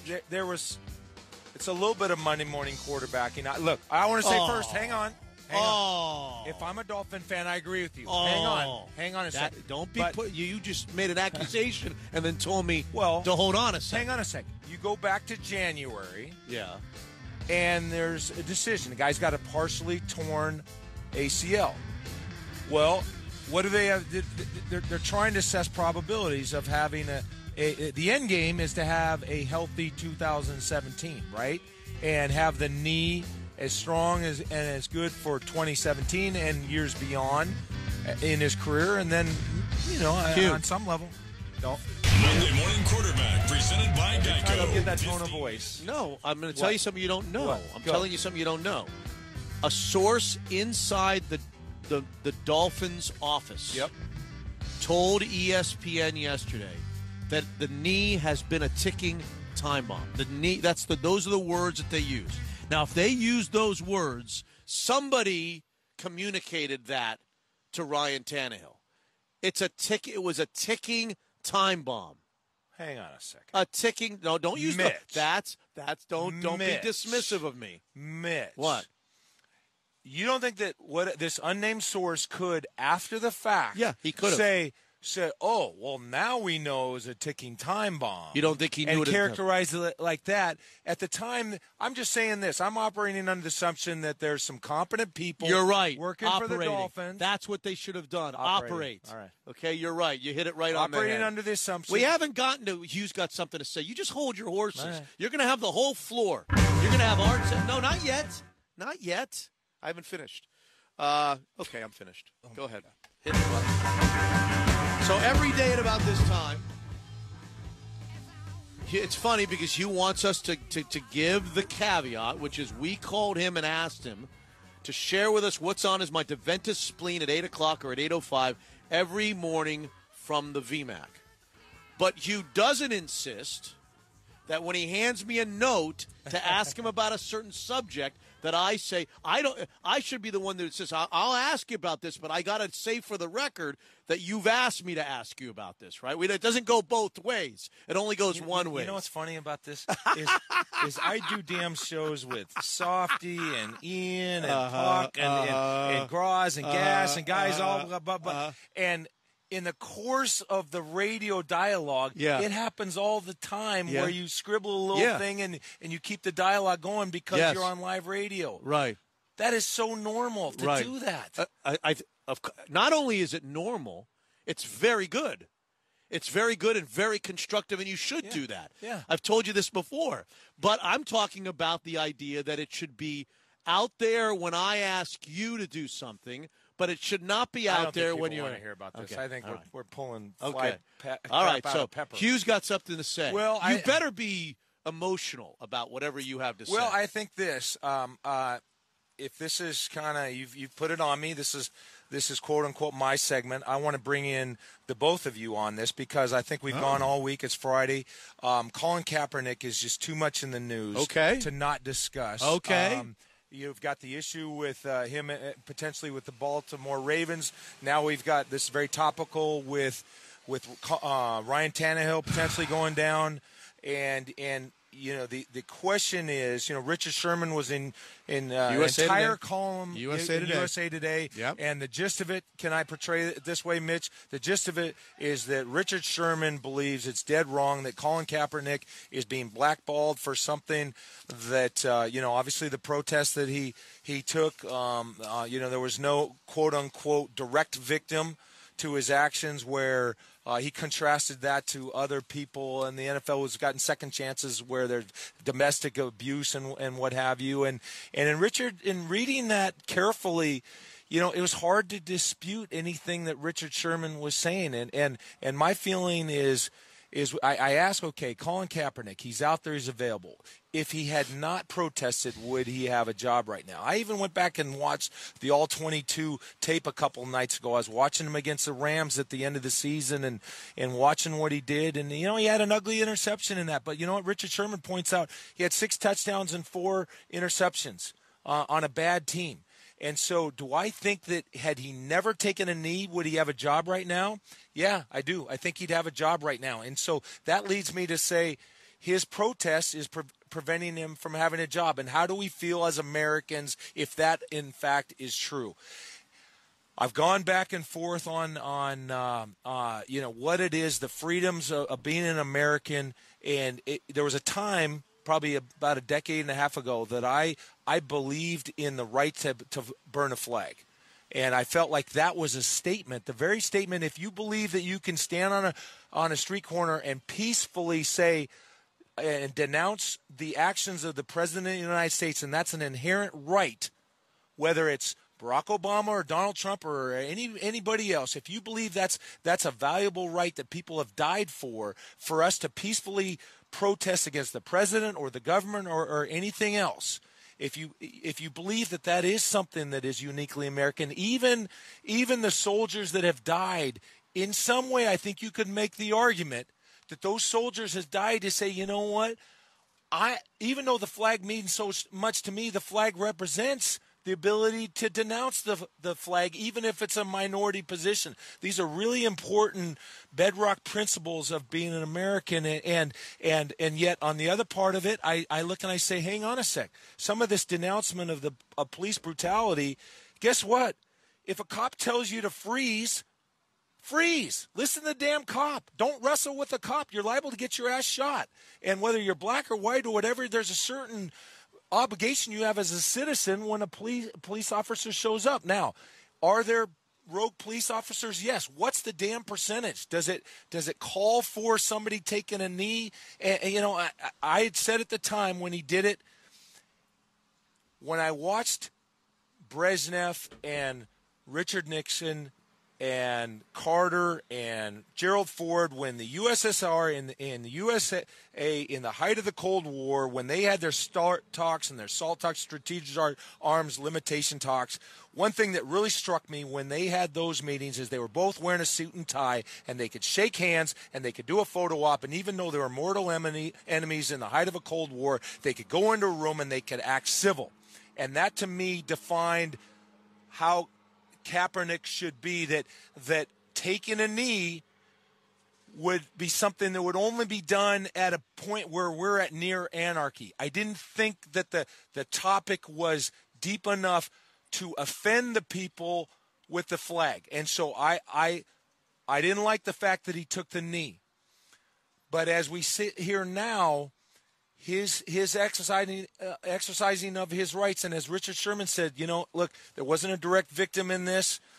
He's trying to call attention to a matter, and let's face it, the NFL is 75% African American. He was taking a stance about issues that are important to African Americans. They're important to all of us, but I think that they're in many ways particularly important to African Americans. And now you're leaving players left with the feeling that you've got a predominantly white group of owners that have colluded to suppress the individual rights of a black American. And I think that in the grand totality, I don't agree with Kaepernick taking the knee for the reasons I've said. I'm not outraged because there's a portion of that I think is well-founded. But I don't like, if you ask me what's my final position about this, the state what of does Colin you have Kaepernick to say? today, Yeah. I do believe that he's being blackballed because of what he did. I think he's one of the top. How many quarterbacks are in NFL camps right now? 100. He's in the top 100 quarterbacks in the world right now. Yeah. And I think he's being blackballed for his stance. Yeah. And ultimately, I land on the position I think is he it's being wrong. blackballed for his stance, or is he being blackballed for what they anticipate will happen next? Is it for only what's happened in the past, or is it a concern about what's going to happen the next time around? I think there's a difference between those two. Yeah, there's a difference, but I think for purposes of this, when you're talking about blackballed, it's one and the same. Well, and so I say, you know what?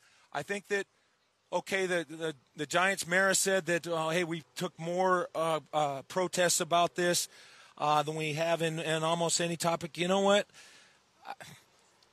Then handle it. I don't know. I just feel like it's gone a little too far. Slick Hawk is the perfect guy to jump in here because he's got a couple of attributes that the two of us don't have. The color of his skin and that he has served. So what say you about what Hugh Millen just said? There are so many facets to this story and everything that's happened, but I 100% agree with Hugh that when he took a knee, that he's expressing his right as an American and his right that I've served and many people have served our country and will serve our country to protect. It's his freedom of speech, and you have the right to kneel for a national anthem or not participate if that's what you choose, if you feel like the flag doesn't adequately represent you in that moment. And that's exactly what he did. So I didn't have a problem with him taking a knee. So I guess that's the first part. And as far as the message that he's trying to get out there, I 100% agree with his message. And, Hugh brings up the point of if a police officer tells you to stop, freeze, then you do it, but it's not always necessarily that easy. And we see, videos of many of these instances, like what happened with Philando Castile in Minnesota. And when he was pulled over and he was showing the officer, his permit that he had, he let him know that he had a gun, and he's taking out his permit, and he ends up being shot for it. That's an injustice. And the police officer in that moment... Agreed on that incident, yep. The police officer in that moment took the safety of himself above the safety of the life that he's sworn to protect. So there are many instances like that happen. And the more that they are brought into the forefront and then we have conversations about them, the more change we can hope to bring about, especially in the judicial system, because you have people like that police officer who don't face any kind of legal repercussions for their actions. And he was actually just awarded earlier this week a severance from that police department after he was let go. So those are the kinds of things that Colin Kaepernick is talking about when he takes a knee. 8:17 on 950 KJR. We're about to give you a chance to win 50-yard line seats to the Seahawks and Cardinals game at 8:28 with the answering of our poll. Is there a place in the NFL for the fighting that you, as a Seahawks fan, do you like the fighting that's happening here at training camp, including yesterday? It's such a multi-layered conversation. I'll start from where you started, which is he being blackballed? I think it's pretty simple what's going on. I don't think there's no question in my mind what's going on. Is he one of the 90 best quarterbacks in the league? Should he be in a training camp based on his productivity and what he brings to the table as a quarterback? Absolutely yes. There's anybody who would say that he's not one of the best 90 quarterbacks is not watching Austin Davis and Trevon Boykin play out here. But it's like any other business. I think what's happening is like any other business. There's a cost to doing business, and employers have to decide whether what they're going to get out of a potential employee is worth whatever baggage comes along with them.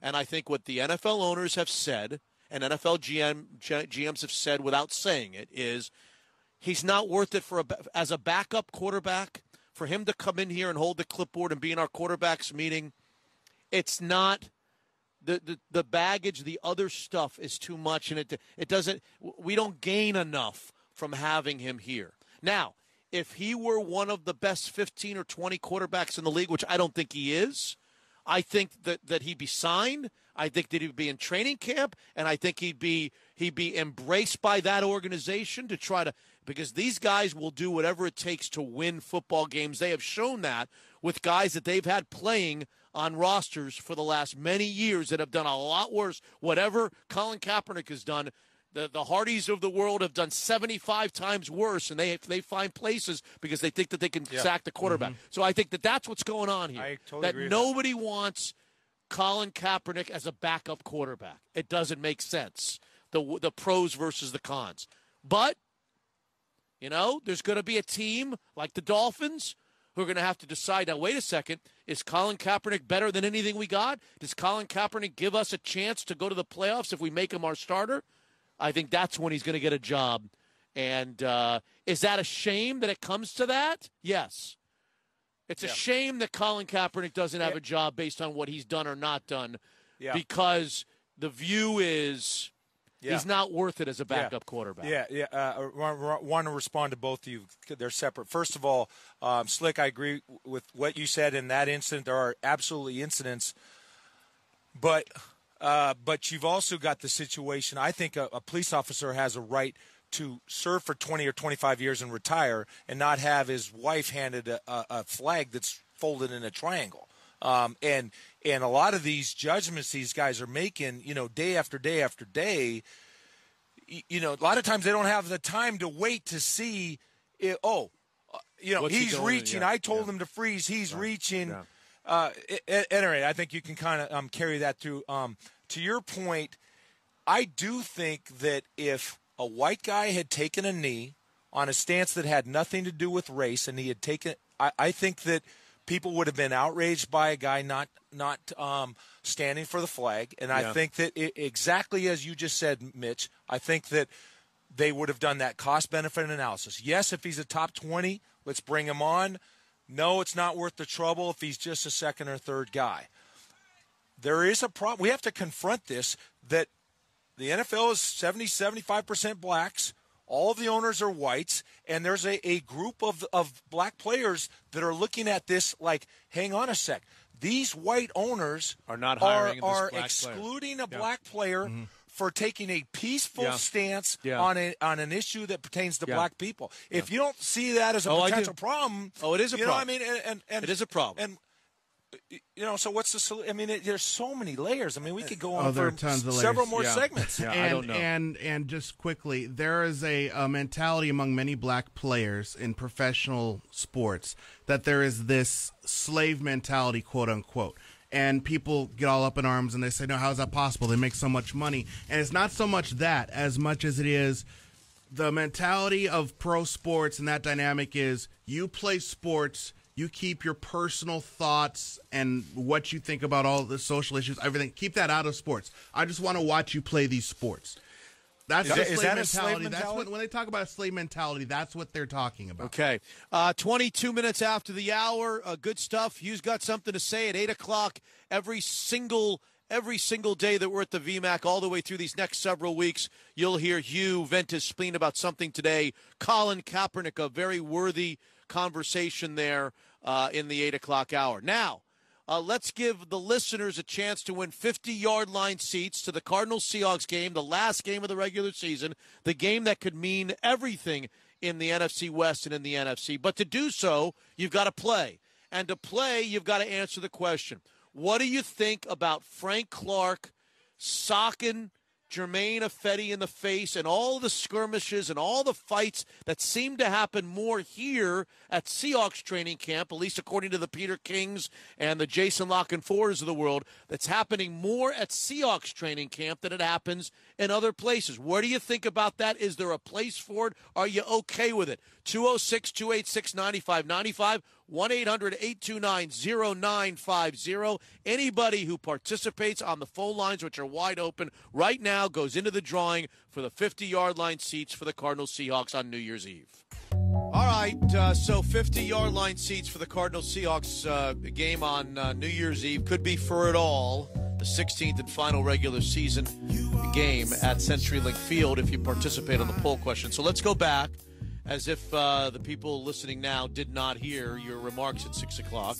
We started way back at 6 o'clock with the narrative, the story of the morning, the story of the last 12, 14, 24 hours here at the VMAC, which is the big fight that took place. And these are not isolated instances. There have been a lot of skirmishes. There have been near brawls. They have been playing on the edge for the first 4 days of training camp. I've seen Frank Clark in the middle of more than just a couple, and I have thought to myself, you'll just have to trust me on this. You're going to think, oh, this is Mitch saying this after the fact. It's easy to say that after the fact. I'm not. I have been thinking to myself since Tuesday or Monday that Frank Clark's looking for a fight, that he wants somebody to fight with him. He wants to throw a punch. He wants to get in there and really fight.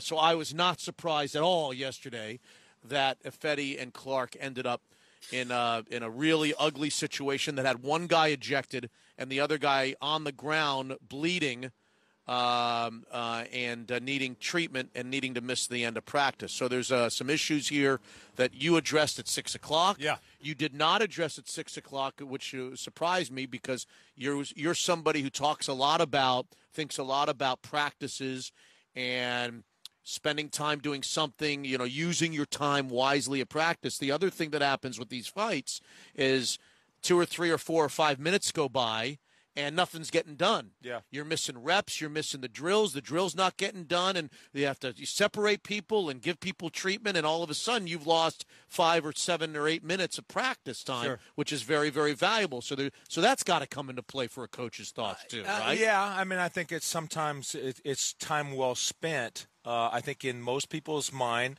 a little brush up here and there is a sign that the team is properly on edge. I mentioned Urban Meyer. His first address to the Ohio State is, hey, when he was hired in 2012, I believe was the first year. There's a documentary. He said, hey, we're an angry football team, and the connotations can mean a few things, but obviously you want players to have a competitiveness, a sense of, hey, I'm going to stand my ground. You want him to stand that ground. You want him on that wall when the opponent is a foot from the Seahawks goal line, right? Well, that same temperament is going to correlate on practice to, you block me an extra half a second, I ain't putting up with that crap, and then now all of a sudden that's where the brawls happen. And every training camp I've seen when I was with the Huskies and Don James, brawls always happen. Okay. The question is how much, how frequently, and how severe. How about the other question of lingering? Do you worry about that? Does it linger into the clubhouse? Does it linger into behind the closed doors? I think, or is it over? I think in some ways NFL players are knuckleheads and meatballs, but there's a couple aspects of the and this is an aggregate, I'm generalizing, but there's a couple aspects about football players that I'm proud of. One of them is in a weight room.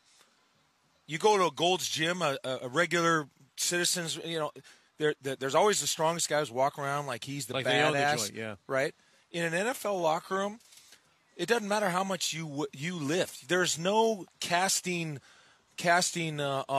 shade about a guy who can't lift half as much as you. As long as a kicker or somebody's in there working hard for them, nobody disparages you how much you can or cannot lift. I mean, in very few instances. And another one is that I like is that there's a great ability for guys to have a brawl and then just chalk it up and go have a beer or hang out in the locker. And now, things linger? Sometimes, of course they do. But for the most part, I think NFL players do a great job of putting those type of brawls behind. Yesterday was too far. That was an assault, and it took what I think is generally emblematic of a good, chippy, edgy, nasty team, and it just went way beyond that. It was uncalled for. Frank Clark could have broke his hand. Jermaine Ifedi could have his jaw wired shut right now and be on the path of losing 30 pounds and losing his job to Ethan Posick, and potentially this was a first domino in his career being, and he could be subject to a civil lawsuit. Right. Yeah. On the heels of Malik McDowell not being available because of an ATV accident. We could all of a sudden have a real issue on our hands. Yeah. Now let's talk about the culture here. Yeah. I can tell you this. Chris Peterson is way more on top of these skirmishes. It bothers him way more than it bothers Pete Carroll. And we heard Greg Bell allude to that. Pete Carroll, whatever outrage, he's got a lot more tolerance. Now, there's no question it crossed the line in Pete Carroll's mind yesterday. But the line is much different. You say, well, that's college pro. That's right. No, it's not just that. No, I promise you there's college coaches out there that are willing to let things go just as far as Pete Carroll's willing to go. It's a personality thing.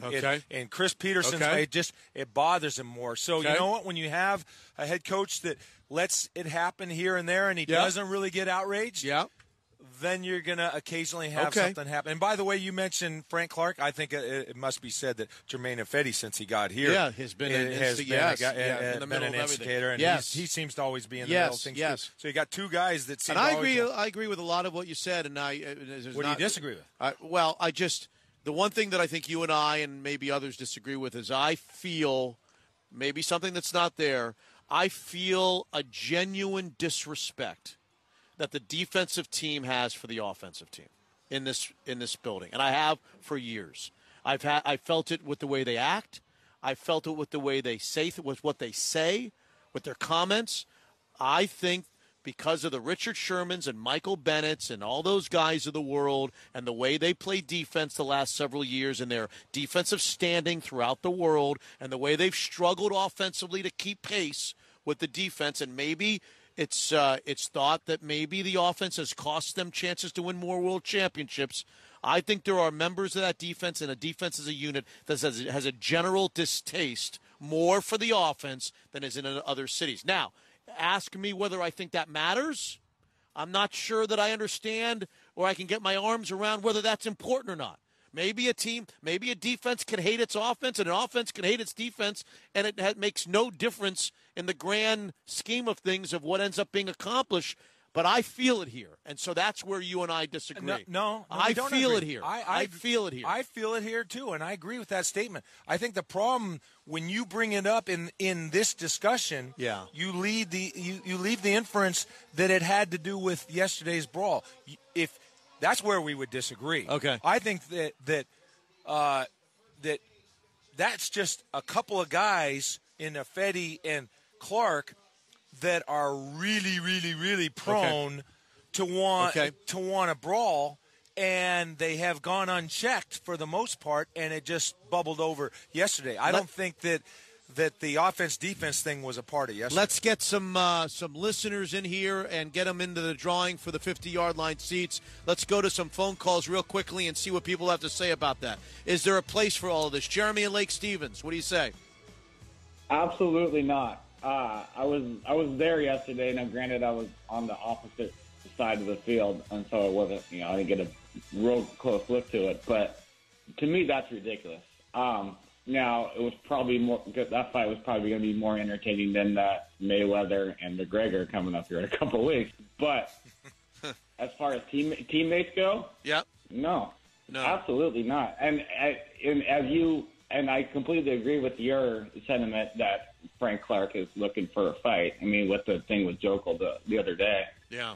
All right, Jeremy, thank you. I got to cut you off because I got to go into the next guy. You're in the hat. Ryan and Ballard, give a quick thought on this, please. Yeah, I mean, I love hearing that Ifedi's getting physical enough to get him fired up to that point. But we got to also keep in mind Frank Clark's fists have got him in trouble before, too. Yes. So we got to keep those paws open. Those 15 yards, it's not just the broken jaw or the broken hand. That's 15 yards in a game where teams are going to be trying to take advantage of that temper and get that penalty at the wrong time. Breno Giacomini comes to mind. Thank you, Ryan. Willis in Renton gets his number into the hat for the drawing. Go ahead, Willis. I'd like to say thanks to for that. And the only reason I don't like it is because the possibility of a catastrophic accident could happen. My cousin spent 2 years in a rehab facility trying to learn to walk again because of the nerve in his temple got pinched. Now, thank God nobody else got hurt and wasn't that big of a deal. But we can't have this, guys. We're trying to go to the Super Bowl. Okay. Thank you, Willis. Nice thoughts. David in Puyallup. Good morning. Yeah, I don't think there's room for it. I think this is indicative of a divide between the offense and the defense. And if you're going to win a Super Bowl, you can't have those two sides hating each other. I don't think you can be an effective team that way on the field. Thank you, David. Gary in Mill Creek, what are your thoughts on all this? I wasn't too upset with it. Everyone's brought up valid points, but I kind of like the chippiness. I think it shows how much Frank really cares, and he's willing to bring kind of the toughness that I think some people might have thought we lost when we lost Bruce Irvin. Obviously, the chance of injury was super high, and it was a dumb move, but I like the chippiness and the physicality from both sides. Thank you, Gary. Chris in Seattle is in the hat for the drawing. Go ahead, Chris. Thanks for your thoughts. I think that ultimately yesterday went too far. There's no doubt about it, and I agree with everything that that Hugh said. But what we don't know is if Tom Cable in the offensive lineman room said, "Hey, listen, we're not going to take any from anybody, and we're going to reestablish the offensive line on this team as tough road graders and guys who aren't going to take anything." And who knows if some of that got into it. And then on the other side, that when coaches talked, the defensive line coach didn't say, "Hey, you know what, Frank, you're going to challenge these guys. You're going to make these guys tougher. So I want you to play a little bit on the edge." And obviously Pete would never come out and say that. Tom Cable will never come out and say that. But we don't know those kind of things. So yes, they went too far. But as Hugh said, football players, it's like especially in a long summer, they're like dry brush on the side of the freeway. It doesn't take a lot to get that competitiveness and that aggressiveness sparked. It's a terrific call, Chris. Thank you very much. John in Grays Harbor, you're in the hat. Go ahead, John. Hey, I think that they need that edge, and that I hate watching like the journeyman pro that's just going through the motions. Okay. And I'd much rather see him getting after it at practice, and worse, the rest of the team breaking that fight up too. That's the thing. They need to kind of police themselves if they're worried about it going to this level. But I definitely think they need that edge.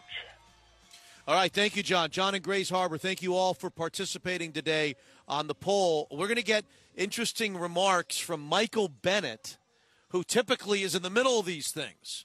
And you'll hear him kind of reverse his field on fights and what happened yesterday. Interesting coming from the source of the guy who very much, training camp after training camp, seems to be in the middle of these skirmishes with the offense. That's coming up next on 950 KJR. I'm excited about the visit from Kyle Lewis in our next segment. The prize prospect for the Seattle Mariners, the number one prospect in the Mariners organization and one of the top prospects in all of baseball, is going to be with us again in just a few minutes and talk about his recovery from his serious knee injury that has him hitting home runs and running the bases and playing a good center field, good outfield. Kyle Lewis will join us shortly. 12th Man Roundtable, Bob Condotta, Greg Bell, an everyday occurrence here on the Mitch in the Morning radio program when we're at the VMAC, a mini 12th Man Roundtable. Michael Bennett, who's normally in the middle of these skirmishes, had plenty to say yesterday when he spoke to the media. The quarterbacks in the past, has that changed the view at all? No, I've always had a sore spot in my heart for quarterbacks, so I treat our quarterbacks the same. We do what we can, hit them as hard as we can, and don't help them up. Mike, what's it been like the first few days of camp? You got your deal last December, seeing Cam get his now and all that, and getting back out here. What's it been like? I think it's always good to get back and get a chance to work with your teammates again. Obviously, you see how much work everybody's put in over the offseason. And just to get to learn about each other again. I think everybody has so many different experiences.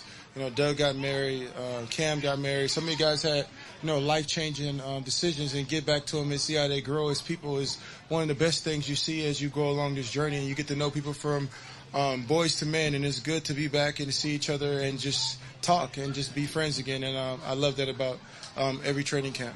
So many of you been together for so long, I don't know that.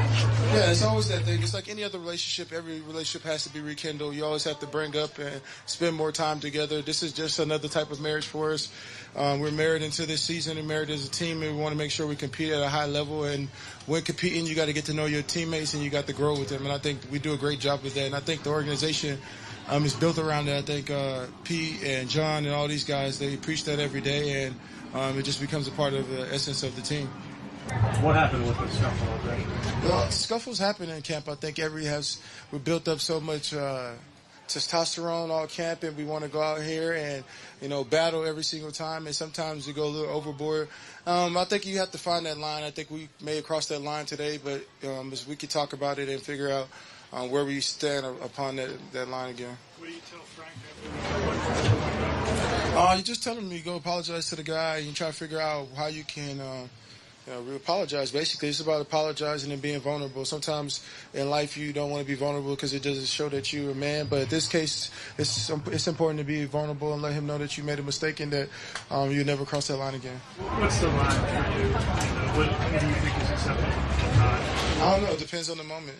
So I don't really know. I know it's no fighting is to the point where you hurting each other. That's the line I think we draw. I think the line is to respect your teammates and to know that at the end of the day, this is practice and it's not a game. And at the end of the day, everything we do is really a game, and we don't want to hurt anybody to the point where they have injuries when they retire.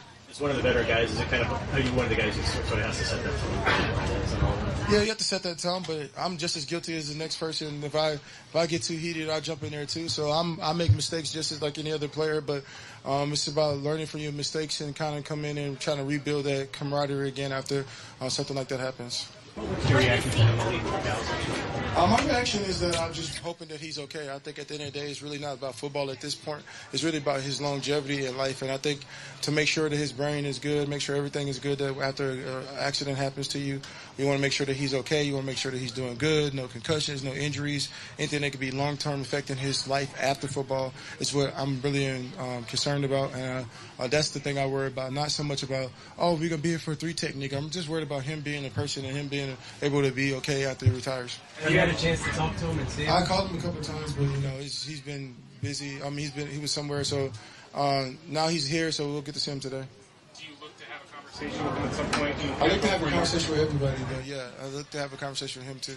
How do you like depth of shooting, the rotations that possibly have? I think the rotation is great. I think Cassius Marsh is a guy I think that's like really improving every single day, and I think he's really going to take that jump like Frank did last year. Just a guy who's working. I seen he worked with me all this summer, and just to see his progression as a player, his conditioning, and his work ethic and his mindset for the game this year, I think Cassius is going to be a guy who is going to be very exciting, and I think it's going to be a really good year. What about Jay Reed? What have you seen in his growth going into year 2? I think Jay Reed's been really good. I think he's been hands. I think he's taken on. I think he's always been a winner as far as like programs from junior college to Alabama. Now he's here. So to take that step from growing from college and to be here is really hard. And it usually takes 2 or 3 years before a defensive lineman is ready to dominate on that level. And I think he's about that. He's taking strides to be at that level this year. Like Colin Kaepernick still obviously doesn't have a job. What's it going to take for an organization to give him an opportunity? It's going to take the organization. I think the players have spoken up enough. I think the media has spoken up. It just takes the ownership for somebody to say, we want this guy in our locker room. And I think a lot of teams, like we said before, I think people were really affected by what he did and what he did this year. And it wasn't criminal. It's just been guys who have had criminal records, of guys who have been accused of murder, guys who have been accused of rape, also accused of domestic violence, who are still in the NFL. So it's just crazy, and to see this guy not have an opportunity in the NFL is just weird. And I mean, there's some quarterbacks we all know that shouldn't be playing, but they are. And this guy's sitting on the side, and we all know why. And it's just hard to fathom that he's not having a job this year. The other question that we have to ask at the beginning of the 9 o'clock hour, we don't have time to do it now, is are we in the Kaepernick conversation? Are we 100% sure that he has not gotten an offer to play in the NFL, that he has declined because he doesn't like the compensation package that's been offered to him? We should ask that question because maybe there is a team or two out there that has been willing to sign him for minimum amounts of dollars to be a backup quarterback, and maybe he views himself as a starting quarterback and a guy who should be earning X amount in the league, and until he gets that offer, maybe part of this is he's sitting out, not having gotten the right offer. Let's talk about that as we continue. And Kyle Lewis, the number one prospect in the Mariners organization and one of the top hottest prospects in all of baseball, returns to the program on 950 KJR. Next. And training camp coverage. Not only live from the VMAC, but counting you down a kickoff to the NFL season. Remember, we've got lots of NFL here on 950 KJR. Sponsored by MBA Health Trust, building better benefits. Let's start the headlines this morning with, at 9 a.m., Hugh Breedlove Millen's Washington Huskies, number 7 in the country in a preseason poll. That's the highest preseason ranking that the Washington football team has enjoyed in 20 years, since 1997. Chris Peterson says, I couldn't care less. Our players that are wise enough to know they don't care. It doesn't mean anything, and it's just a lot of distraction is what it is. Hugh Breedlove Millen, do you care? You care. I care a little bit. Yeah, you do. You should care. Not because it's going to matter how they finish, but I think that as you build a program, I think that high rankings help the exposure and the image of the program. And I don't mean image in immaterial ways. I mean image in material ways, like the view of high school kids who are considering what college to commit to. So, yeah, I think it's important. And I think the other part of it is I like the mentality that if you build a program where you want to be, in an ideal world, you're a top 5 preseason every year, and you just welcome the bullseye. This is just a statement of where the program has improved to, and so yeah. So why doesn't Chris Peterson see it that way? As an opportunity to help him recruit, and as an opportunity to get the team on TV a little bit more, maybe in the East, and an opportunity for perception and prestige. Why doesn't he see that? He does. What he's most concerned about is the mindset of his team, that his team doesn't have complacency and just figure, we're just a shoo-in. The non-conference schedule is not difficult. A home game at Rutgers. If you're a good team, that's not going to be a problem. But the opener at Colorado, now, if I had to bet, I'd bet a lot of money Washington's going to win that. But would it shock me if Colorado was capable of an upset? At their place, I guess I wouldn't be shocked. 9:04 on 950 KJR. Coming shortly is Kyle Lewis, the prize prospect of the Mariners, getting an update us on his health, on his knee, and how he's feeling. Royals lost game 1 to the Mariners lost game 1 of the Royals 6-4. Bullpen could not get the job done. Back to 500, 2.5 games behind Kansas City. Tampa Bay has also jumped ahead. Paxton versus Hamill tonight in game 2 of a 4-game series. By the way, why should the Mariners win tonight? The Mariners are 12-6 in James Paxton's 18 starts. The Royals are 7-14 in Jason Hamill's 21 starts. So percentages, at the very least, are on the Mariners' side, for whatever that means. The fighting yesterday is the story on the Seahawks practice field. Frank Clark threw a punch at Jermaine Ifedi, bloodied his face, kicked off the field. Ifedi has to be treated, and everybody's talking about it this morning. Dolphins brass fear the worst. The Ryan Tannehill's injured knee is going to need season-ending surgery. We don't know that for sure, but we think it's the case. Matt Moore's the current backup. Could Colin Kaepernick or Jay Cutler be in the mix? Steph Curry with a terrific day yesterday on the web.com tour. A lot of us poo-pooed the idea, like me, that Steph Curry would be playing in a professional golf tournament. Well, he accounted for himself, I thought, beautifully yesterday.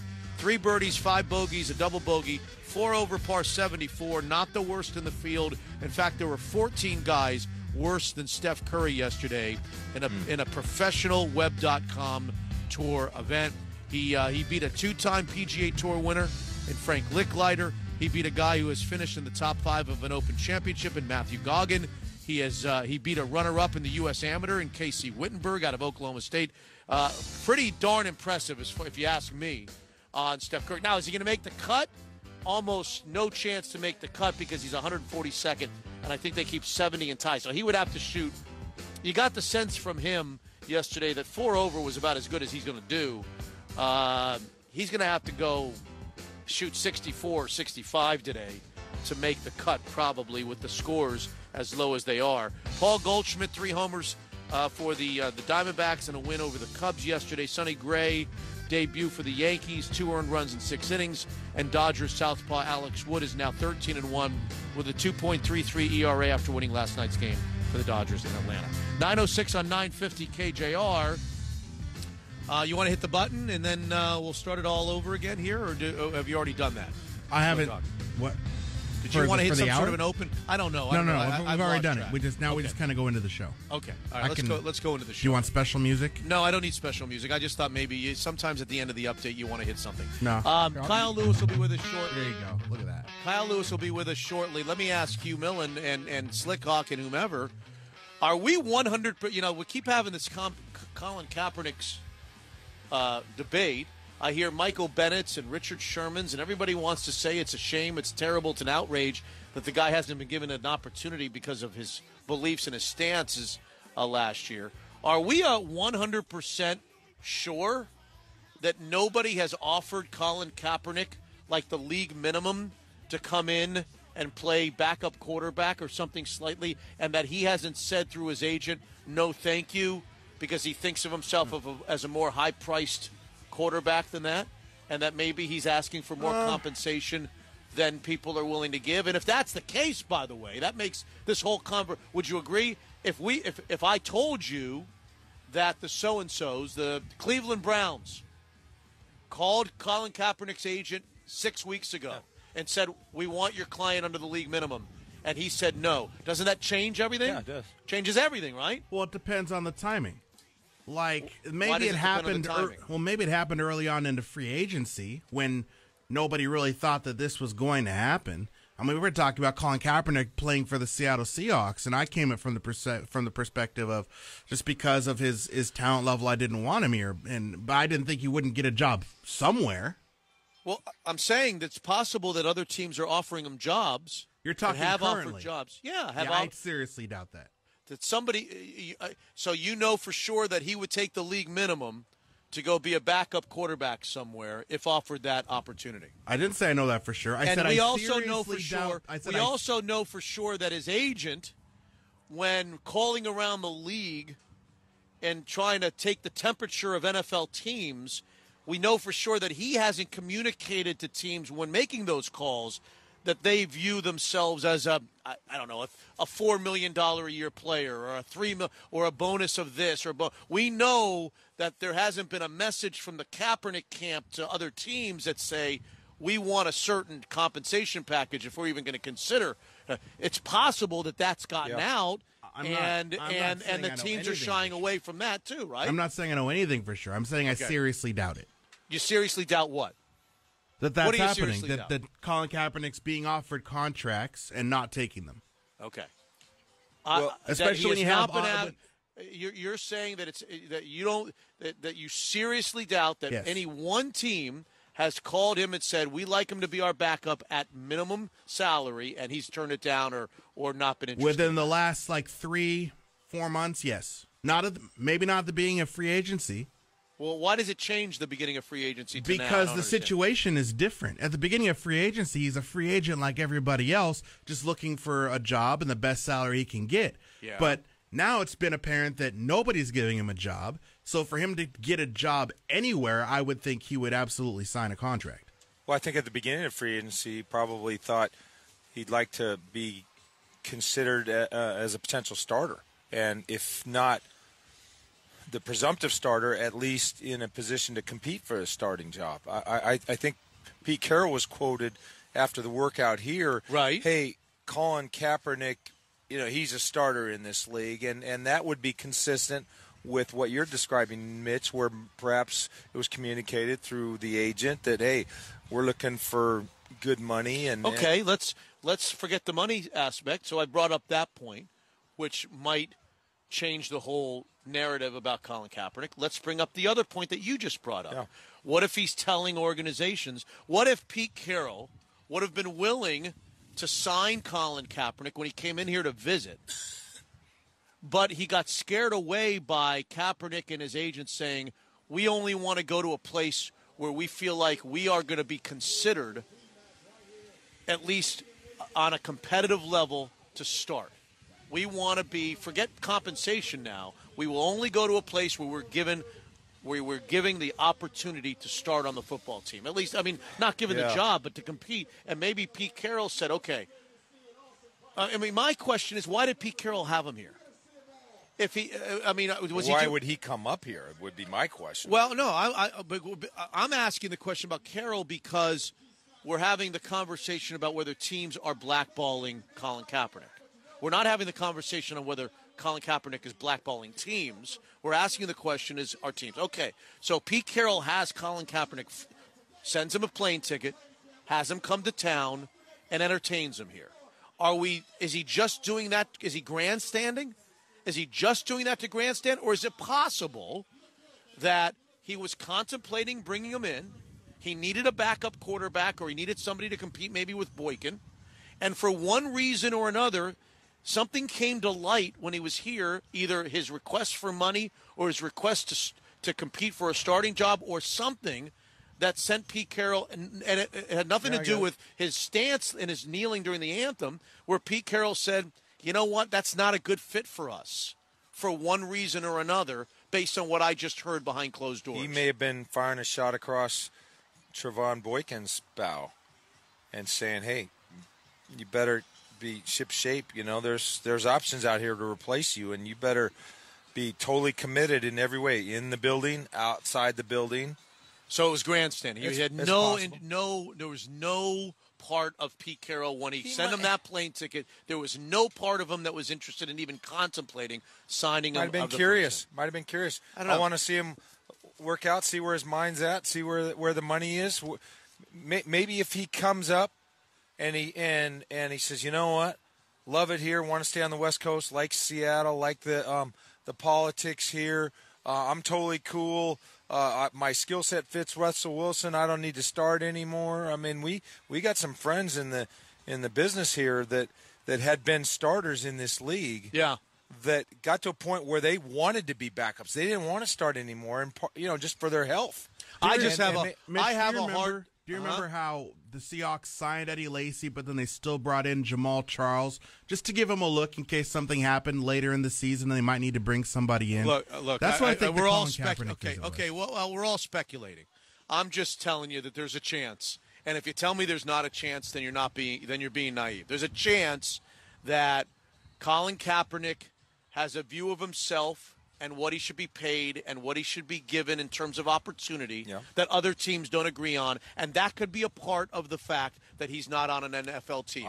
And I happen to remember, now it may be when Slickhawk says 4 months ago, I happen to remember the reports being that Colin Kaepernick was asking for a pretty decent chunk of change to go play for someplace. I'm going to tread lightly into this because in this analogy, I put myself in Kaepernick. Kaepernick's a Super Bowl quarterback. Is this going to be a better analogy than at 625?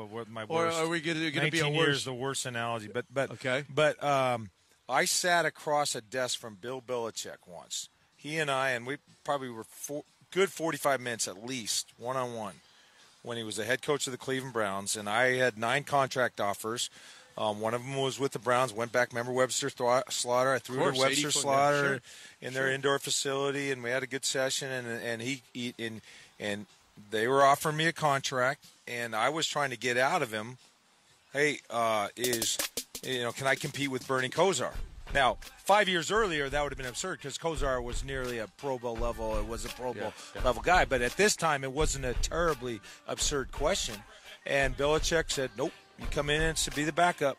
And, I give him credit. He could have lied to me and said, yeah, come on in. We'll give you half the reps. We'll look at you. But he was honest, and I went elsewhere. I signed with the Patriots. But at that time, I was very keen on what's my opportunity. The money was less of a factor, but it wasn't insignificant. And to add to that analogy, you had not really experienced being a regular starting quarterback yet in the NFL. I'd only started Colin Kaepernick. It makes more sense for Colin Kaepernick to have that opinion because he's a Super Bowl quarterback, right? Yeah. So there's even more. Look, I'm just bringing up the conversation really quickly. Let's welcome in my guy. I got to talk to my guy. I haven't talked to my guy since he was drafted. Almost since he was drafted. Everybody wants this guy, but we got him. He's ours, and I'm glad they didn't do anything at the trading deadline. I want to find out how Kyle Lewis is doing, my favorite Modesto nut. How are you, Kyle? Hey, doing good, man. Doing good. You and I haven't visited since the injury, at least on the air. We haven't visited since the injury and the long rehab and the in of the lineup and now the out of the lineup. What'd you do? Run into a wall the first game, the second game? What are you crazy? Are you trying to give me a heart attack? What are you trying to do to us? Hey, man, I got one way to play, and play hard, and it just so happened to be the first game, and it was a tough ball at the wall. And I made a play on it, and,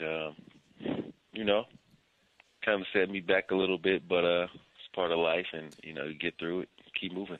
How fearful were you when you ran into the wall, Kyle, that, oh, my God, after all that you went through, and maybe we're doing this out of order, we should actually go back, and for our listeners who don't follow you like I do, let's go back. You know what? Let's do it in the right order.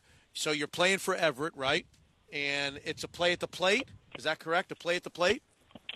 Yep. Yeah, play at the plate. It was a base hit to right field and trying to score at home. And what happened? And it was a bat throw up the line, and the catcher was coming up the line trying to get it, so he's running right at me. And so I tried to plant and go around him. And I tried to plant. I guess the knee went out. Landed awkwardly. Yeah.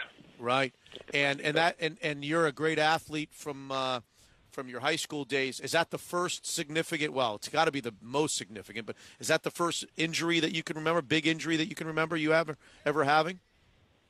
Yeah. Before that, the worst I had is like my hamstring pull. Okay. And but other than that, no, I'd never had a significant injury, so it was foreign territory to me. And so when the doctor tells you, hey, Kyle, I got bad news. You've really done a number on your knee. How does that make you feel? What's the first thing that goes through your mind when he starts telling you about the surgery, the rehab, and how long it's going to be until you can do what you love to do best, which is play baseball? Yeah, it's really scary. It's a weird feeling. Nothing like I've ever felt before, just because the timetable that he gave me was so long. It's almost like hard to even imagine having to be in rehab for almost a year, and so really scary. You don't really know what's coming next, and I just tried to take it in stride, tried to be as patient as possible. It's hard too, but you got to pretty much try to just convince yourself that the time is going to pass quickly, and you'll be back to doing what you know how to do. How hard was the work to get back, Kyle? Oh, it was very hard. It was the hardest process I've ever been through, and most painful process I've ever been through. And every day is a new challenge, and right when you cross one hurdle, there's another hurdle that's just as hard as the last one. So, you never really get over the hill until the very end. And so, for me it was very hard. But I think through all that, I think you really changed as a person. If I put a stopwatch on you, Kyle, before the injury, give me an honest answer here. Before the injury, if I put a stopwatch on you, let's say from first to second on a steal attempt, and now I put a stopwatch on you today from first to second on a steal attempt, what would be the difference in the time? I would say no difference. I don't feel like I've lost anything as far as speed wise. I think so you're all the way back.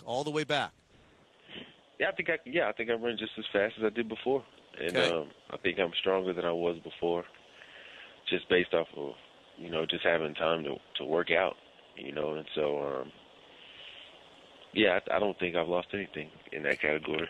And so Kyle Lewis is our guest. So now I jumped the gun. Now let's go back to your first game back. After how many months of rehab? 9, 10, 12, whatever it was. You finally get back, Kyle. And in the first game, you only know how to play the game the one way. You run into the wall. Did you think that you had severely hurt the knee again? Did you think you were getting ready to have to go through this all over again, or how did it feel?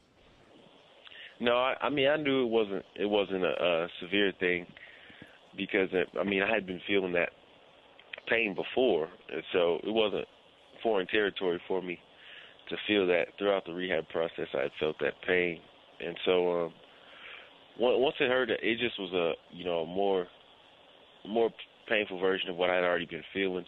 So I wasn't really too concerned about it being a major injury or anything like that, but just needs more time for it to heal. And so, just had to, be patient with it. All right. Kyle Lewis is our guest. So now you're back and you're hitting home runs and you're driving in runs and you're stealing bases. And I'm loving life again. I can become a Kyle Lewis fan again. How do you feel about the rust? You feel like you're back to the Kyle Lewis that you were before the injury? Or are you still kind of shaking you hadn't been in a batter's box in a long time, Kyle? Yeah, I think, for me, I think that I was, naturally able to make adjustments pretty well. And so I've just been trying to, rely on that and, still trying to get really settled in. I think that, I'm not quite settled in, but, I'm able to make it work and I feel good. I'm able to hit balls hard. And so, I'm able to help the team. And every day just getting more and more comfortable, being able to play every day, getting out there, getting consistent at-bats. And so, as far as rust, I feel like I'm able to make adjustments and, on the fly make it work. And so, for me, I think that's the name of the game. And, I'm having fun doing it. And we're having fun looking at box scores again. It's fun to look at that LEWIS again in the middle of that Modesto lineup, the third hitter, and really one of the best prospects in all of the sport. Did you follow trading deadline stuff in Major League Baseball? Did you consider, oh, my God, could they move me? Or did you just block all that stuff out and play baseball? Yeah, I didn't really, have a lot of information to follow. I think that, just leave that up to my agents and, their side of things. And so I didn't really have much to follow. I had gotten a few texts from people saying that it might be a possibility, but for me, what can I really do about that? And the chips are going to fall where they may, and I'm going to play as hard as I can, regardless. So where you are, I just been keeping that mindset and leaving it up to my agents and the team, and happy to be here. I love it here, and I'm excited. Any plan? Any plan moving forward except to hit balls out of the ballpark and run the bases and play a terrific outfield, or what are you thinking? What are you thinking about how long you're in Modesto and kind of future plans? Oh yeah, the plan for me is just to play today, play tomorrow, and that kind of thing. I don't really have a long-term plan, especially after what happened last season with the injury and everything like that. When I started trying to plan everything out long term, and you never really know, what can happen. And so for me, I think that's one of the things that I gained from the whole process is just taking each day as its own and, winning that day. And if you win every day, then you look up at the end of the process and you'll be happy with the results. So, well, I can't wait to see what's next. Nobody races to MILB.com quite like I do on a weeknight or on a weekend night. And the first thing that I do in that little box up in the top right corner, Kyle, is I type in Kyle L, and Kyle Lewis is your mugshot comes up. I click on it so I can see what you did the previous night. I can't wait to see you continue to move up the ranks and be one of the great Mariners that we've seen. Thanks so very much for checking in with us, and don't be a stranger, okay? Keep checking in. All right, sounds good. I will. Okay. Thanks for having me. Okay, Kyle Lewis right there, the first-round draft choice, the number one prospect in the Mariners organization. It's been a rough, 12, 14 months for him trying to recover from his first significant injury, a blown-out knee, and then a scare when he ran into the wall in the first game back because he only knows how to play the game one way. He's already hit 4 or 5 home runs in the last, 36, 40 at-bats. He's hitting over 300 from Modesto. He'll be at Double-A before you know it. And don't blink because Kyle Lewis will be here before you know it playing for the Seattle Mariners. One of the top prospects in all the sport. Let's do a 12th man roundtable with the guys next on 950 KJR. So hard to get to this point. We're very happy with how things have turned out through the offseason and getting our guys together. Coming to you live from the VMAC, this is the 12th man roundtable, training camp edition. I think that the maturation of our team, we know how to play, we know how to win, and ultimately we believe in one another. Touchdown Seahawks! With Greg Bell of the Tacoma News Tribune, Seattle Times writer Bob Condotta, KJR's Hugh Millen, and Mitch in the morning. You know what I just realized? I just realized that we need a couple of skirmishes on the roundtable to get us in regular season We started shape. one yesterday. We need some more skirmish. We need a couple of haymakers thrown. How much did that cost? What's your guess? How much did that punch cost Frank Clark yesterday? I'm not sure it cost him anything, to be honest with you. Really? The way Pete Carroll runs this ship, and around the NFL, training You said camp ship, right? Ship with a P. Papa, Charlie Papa, Pete, ship. The way he runs we need you to speak from the diaphragm. Yes, okay? my wife. Yes, the way training camps around the NFL, the fights that happen daily. I mean, multiple fights around the league daily. The league sent out a memo a couple years ago, 2015, saying, hey, we're cracking down on this. This is a point of emphasis. But the only people that can emphasize it are the teams, the coaches, because the league doesn't discipline. They only discipline fights in regular season games or preseason games for that matter. But the regulation and the punishment is falling upon the teams and the coaches themselves. And this team has been playing loose and fast with that line that Frank Clark crossed yesterday.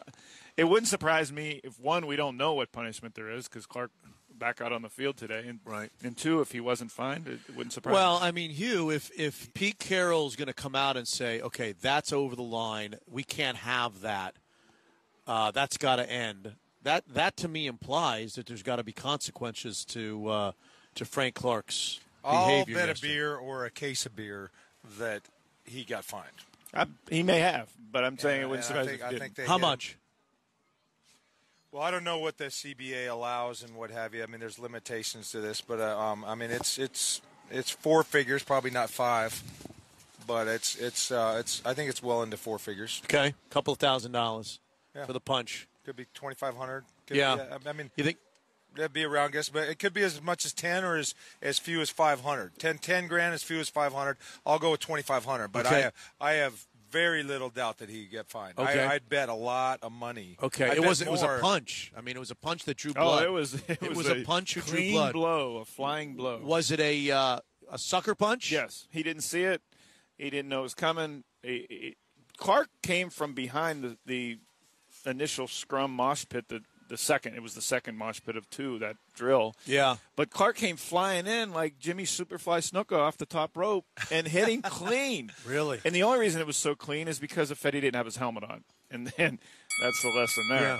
Well, I kind of liked the reaction. We haven't talked about this before, and it goes back to what we've been saying all week because of the new contract. Who was the first guy from another field, another drill, to get into the mix and try to hold his teammates off and try to provide the peace? It was number 31 who came flying in there as if to say, no, we're not doing this. We're not doing this again. And we were talking earlier about Ray Roberts, the former offensive lineman for the Seahawks, played at Virginia, played for the Lions, left tackle. And another sidebar conversation, he said, and I'm not saying that Frank Clark is this or not this, but remember when he said, there's some guys that are tough guys that they're just quiet. Their toughness is just seen and felt, but they don't feel like – and then there are other guys that feel like they have to go out and show how tough they are. Yeah. And, Cam Chancellor is the perfect example of that. Maybe you're going to tell me I'm wrong, but you don't see Cam Chancellor getting in skirmishes and getting in it with his teammates, and you don't. But is there any question that the toughest guy out there is number 31? I mean, he doesn't have to say anything, do anything, and he's a tough guy, right? Exactly. He leads by example on Sundays, and that's really the ultimate. That's the physicality that an NFL team needs. So what do we think of Frank Clark, who's running around looking? And I said this earlier on the show, and I don't think it's irresponsible for me to say, just from being out here. I haven't been out here as much as you guys, but in the 3 or 4 days that I've been out here, to me it's obvious that guy's been looking for a fight for 3 or 4 days. It was obvious when he did what he did to Luke Jokel. You were standing right next to me. It's been obvious. He's been looking for a dust up. He's been looking for, I'm not going to say he's been looking to punch a guy and to draw blood, but he's been totally on the edge for 4 days. Well, he was matched up against Ifedi yesterday at the onset of the drills, and from the very first rep, Frank Clark was walking him back. Ifedi, on this occasion, because we've certainly seen numerous occasions where Fetty's also fits that description, that he's ready to mix. Yeah. But in this case, Clark was walking back in his ear, kind of cutting him off. Fetty's just trying to get back to the huddle. So I think particularly yesterday, Clark appeared to be the instigator in most of it. That began with the drill that he was describing began with Clark going into and backing up Ifedi, putting him on his heels, and Tom Cable kind of making an example out of Ifedi and throwing his arms out saying, well, what was that, and coaching him up pretty sternly about it. So Ifedi may have been embarrassed or what have you, but then it didn't help that Clark was chirping on top of that. Yeah. Now, Ifedi, what is somewhat lost in what happened yesterday is Clark had a flying punch in the first fight. That started after Coe threw Precheck into the water bucket that started the whole thing. Clark was flying in from that. That was when Justin Britt and Reese Odiombo came in to Precheck's back. And then it calmed, and it looked like the next snap was about to happen. And right before the next snap, Ifedi went after some defensive linemen. So he wasn't at fault here. He went after some defensive linemen without his helmet on. But that's what started the second fight. And then Clark jumped in and punched Ifedi for the start of round 2, but round 2 wouldn't have happened had Ifedi not gone after some defenders. Greg Bell, Seahawks insider, Tacoma News Tribune, nice enough to be with us. By the way, Bob Condotta would be here, but he's on his way, I guess, to Canton, Ohio, to cover Kenny Easley's induction in the Hall of Fame. I also want to point out that Ian Furness has stopped in to sit in Bob Condotta's chair. Go ahead. You wanted to add something? I just think that when you're looking at Clark, when you consider the nature of his circumstances when he entered the league, you look on game day, in a vital regular season game or maybe a playoff game, I think you have to really wonder whether this guy can control himself, and he could do this in a game. He's obviously, I don't know, I feel like a guy not knowing much about anger management and what the dynamics are involved in that, but it seems from a layperson perspective, this guy needs some help. I mean, or at the very least, he's got to be sternly. This is. You can't just say, okay, $2,500 and then be done with it. You got to take some layered steps to have the confidence that this guy isn't going to be combustible at a time when he's going to kill the team the most. Oh, I'm sorry. Go ahead. Yeah, I got you. That's all right. That's all right. I thought the thing that jumped out at me with Frank Clark is that here's a guy that his rookie year, he had 3 sacks. He was kind of nondescript in some ways. Every now and then you'd notice him. Last year he bounces up, has 10 sacks. And then I remember the incident in San Francisco, right, with Jaron Reed. And I remember thinking, wow, maybe this guy's turned a corner. It was when, what you're saying is when Clark actually was the peacemaker. He was the what would have been a fight. Yeah, Jaron Reed went after a guy, and it was sort of a critical point, not really in that game, but it was a point where they couldn't really afford to lose the yards or have a penalty. And Reed went, and Clark went after him on the sideline. They were separated. And I remember I went in and I said, I was asking to talk to Clark. I think he had a sack or 2 in the game. I wanted to talk to him after the game, one-on-one outside in the hallway. And my thought was, well, they'll never bring him out there, right? And they did. And I pulled him aside and I said, listen, I'm going to ask you about the situation with Reed. He says, I would expect you to.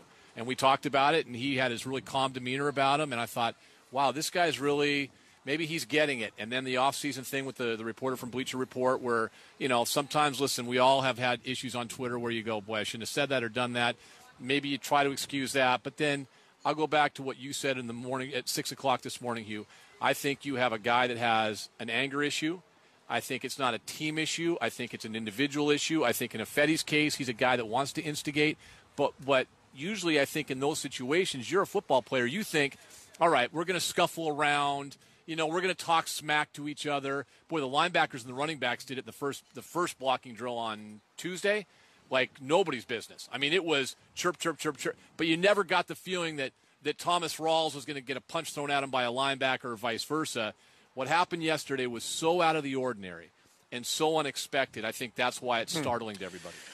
Okay, so I won't bring it up. I mean, I brought it up at 7 o'clock with you, Greg, and I've talked about it with you over the course of the 4 hours. I just sense, I guess, something that other people don't sense. I feel like there is a distaste. I think that the defense of this football team looks down on the offense, and in some cases, individual cases, they look at the offense as the reason that's been holding them back, the reason why they haven't had the team success that they thought they were going to have all these years.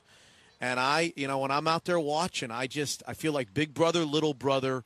And then you go to the quotes that you hear, Richard Sherman, hey, we're not going to win any games if we don't score more than 11 or 14 points. I put it all together, and I feel like there's now I don't know whether, even if I'm right, whether that's a concern. Who cares, right? I don't know. Maybe we don't care if the defense hates the offense and vice versa. Well, again, it's a product of the regime and culture that Pete Carroll's fostered here. I mean, they compete over free throw shooting before team meetings, offense versus defense. Everything in here is offense versus defense. Who gets on the field first? Who comes off the field? But that's the case everywhere. Oh, sure. But you don't get the sense in other training camps that the defense disrespects the offense. I think the defense looks at these guys like they're weak. These guys are terrible. This offense is terrible. Do you think they look at Doug Baldwin like that or Justin Britt like that? I think you can provide exceptions like you do, but I think as a general sense, I think the defense looks at the offense and thinks they're holding us back. I think we are not champs because of them. I know the defense believes they won the Super Bowl because of them. The defense believes they went to the second Super Bowl because of them. That this 5-year run of playoffs and the best sustained excellence in Seahawks history is because of them. And they believe the urgency of that window that they won't admit is closing. It is, because they're turning 30 and not 25. That the defense wants to get another ring or two, and they don't want to look back 10 years from now and say, we were the best defense since 1950 Cleveland Browns, 4 years in a row, the fewest points allowed. And we got one ring.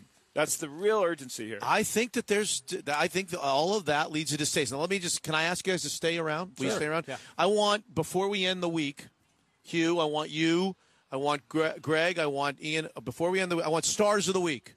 Oh. Stars of the week. Hockey, 3 stars. Stars of the week. Getting ready for the hockey team to come. At training camp for the first week at Sea. I want to hear each of you. You can't repeat each other's work. Stars of the week at Seahawks training camp coming up next at 9:50 KJ. Good. Hugh, you wanted to make a mention to the last point. As you were talking, Mitch, a couple of thoughts. First of all, the defense of the Seahawks is better. They're more highly paid. They have more Pro Bowlers. They have more potential Hall of Famers.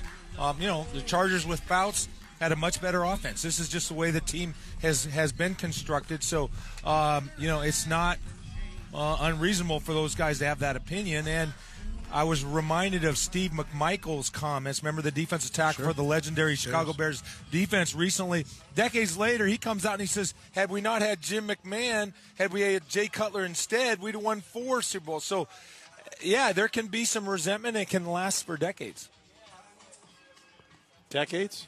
Well, Steve McMichael was a defensive tackle decades ago. They only won one. All right, Ian and Ian Furness is here. Greg Bell is here. Bob Condotta's on his way to Canton, Ohio, to cover the Hall of Fame inductions. It's 51 minutes after the hour. We've now had a full week, kind of a full week. Sunday, Monday, Tuesday, skipped Wednesday, Thursday, Friday. You haven't seen Friday yet. I need stars. I need stars of training camp. I'll let you guys go flip-flop back and forth so that one of you doesn't steal all the easy top draft choices. So go ahead, Greg. You're the guest here. Go ahead. You get the first shot. Well, Jeremy Lane has reasserted himself as the right cornerback in base defense, and Pete Carroll's raving about him, saying he's matured. He's got a different thought process now. Maybe he coasted his first year into a 4-year, $23 million deal last year. It was a subpar season. Okay. He's making plays on the ball. But we haven't seen it in real live game situation yet. But that was a question. Was Shaquille Griffin the third-round pick challenge for that right cornerback job? And so far, no. And even in nickel defense, when Lane goes inside, it's been Nico Thorpe outside. So okay. Jeremy Lane's one. Okay, no. That's it. That's all you get. You will come back to you. Jeremy Lane is his first pick. First start, he stole it right. So Jeremy Lane right from under your nose, Ian. I guess. Not really, because you weren't going to take Jeremy Lane, but go ahead. No, I wasn't. I was going to. Well, I mean, there's a lot of guys. I mean, I guess I'll do how about Odeo Bushi, who's established himself maybe ahead of Glowinski right now as the right guard. Really? Yeah. I mean, I'd say. I mean, I don't know if he's a star in the sense that he's playing great or anything like that. But if you look at the pecking order, he right now is the number one right guard. All right. Greg, you get another one. Chris Carson, the rookie running back. You stole it from him. 7th-round pick. Probably thought he was a practice squad guy coming into camp. Yeah. And he has, not only is he big, and I've mentioned this, he looks a little bit like Ricky Waters physique-wise, upper body-wise, and in the legs and the thighs but he runs fast and straight, and that's what Pete Carroll said when they drafted him, is that he runs straight at and over guys. Okay. All right, he's a teacher's pet. He's so far has teacher's pet. Good, but again, no one's tackled him yet. All right. Hugh, you get one. Who do you want? I just had my thumb on Chris Carson. No, you didn't. I showed it to you. You're, right when he said Chris Carson, I showed it. You're looking at Greg Bell's paper over his shoulder. You want one? You got one? Well, then. How about Jimmy Graham? There you go. You got to be quick. I had the J out of my mouth. Okay. Look good to you? Yeah, no, I think, particularly in light of where we were a year ago with him, I mean, he's running great. You can't tell which leg was hurt. He's making plays. He's a mammoth of a man. He's a rare specimen athletically. I mean, he looks like he's sitting on top of a big year. Okay. Ian. I'm going to go. How about Nico Thorpe, who was a special teams guy only last year, and he is very much in the mix, as well as Jeremy Lane, maybe even ahead of Shaquille Griffin right now as well. And they love his size. They love how thick he is, and he's getting a lot of run with the ones and twos. Kind of thought to be a special teams only guy, but he looks like he's in the mix right now. All right. And Greg Bell gets the last choice. You have one last one? I do. You do? I'm honored. Thank you. Okay, you get the last word on the week. Undrafted rookie free agent. 1 or 2 or 3 make it every year on this team. Yep. They led the NFL in that recently. Tyrone Swoops, the former University of Texas. Good call. University of Texas quarterback, has looked really good What at is tight he? end. He's a tight end. He's So 250 who would not, pounds. if he made the team, who would not make it? Well, Nick Vannett? Vanette's going to make it. They're going to have 3 tight ends for sure, Graham, Wilson, and Vannett. So the question becomes, can Swoops play enough effective special teams to be the 4th tight end? Now, they had 4 tight ends last year because Brandon Williams was a special teams ace. That's the only reason Williams was on the team. If Swoops can be enough of a special teams contributor, there you go. All right. But it's a long way to go. You can't have the last word. He gets the last word. I'm not going to pick a guy. The two of us are looking over our shoulders. I don't see Clark or Affetti. Do you? I don't, but it's still early. There's still linemen coming out. Yeah. I mean, Joker. Maybe they're at Starbucks down the street having a cup of coffee together. I'm going to doubt that highly. Working out their problems. Hugh, thank you. Thank you. Greg, thank you. Yes, sir. Ian, thank you. Always. Chuck and Puck comes up next on 950 Live from the VMAC. I hate the weasel. The new Chuck and Puck show is next.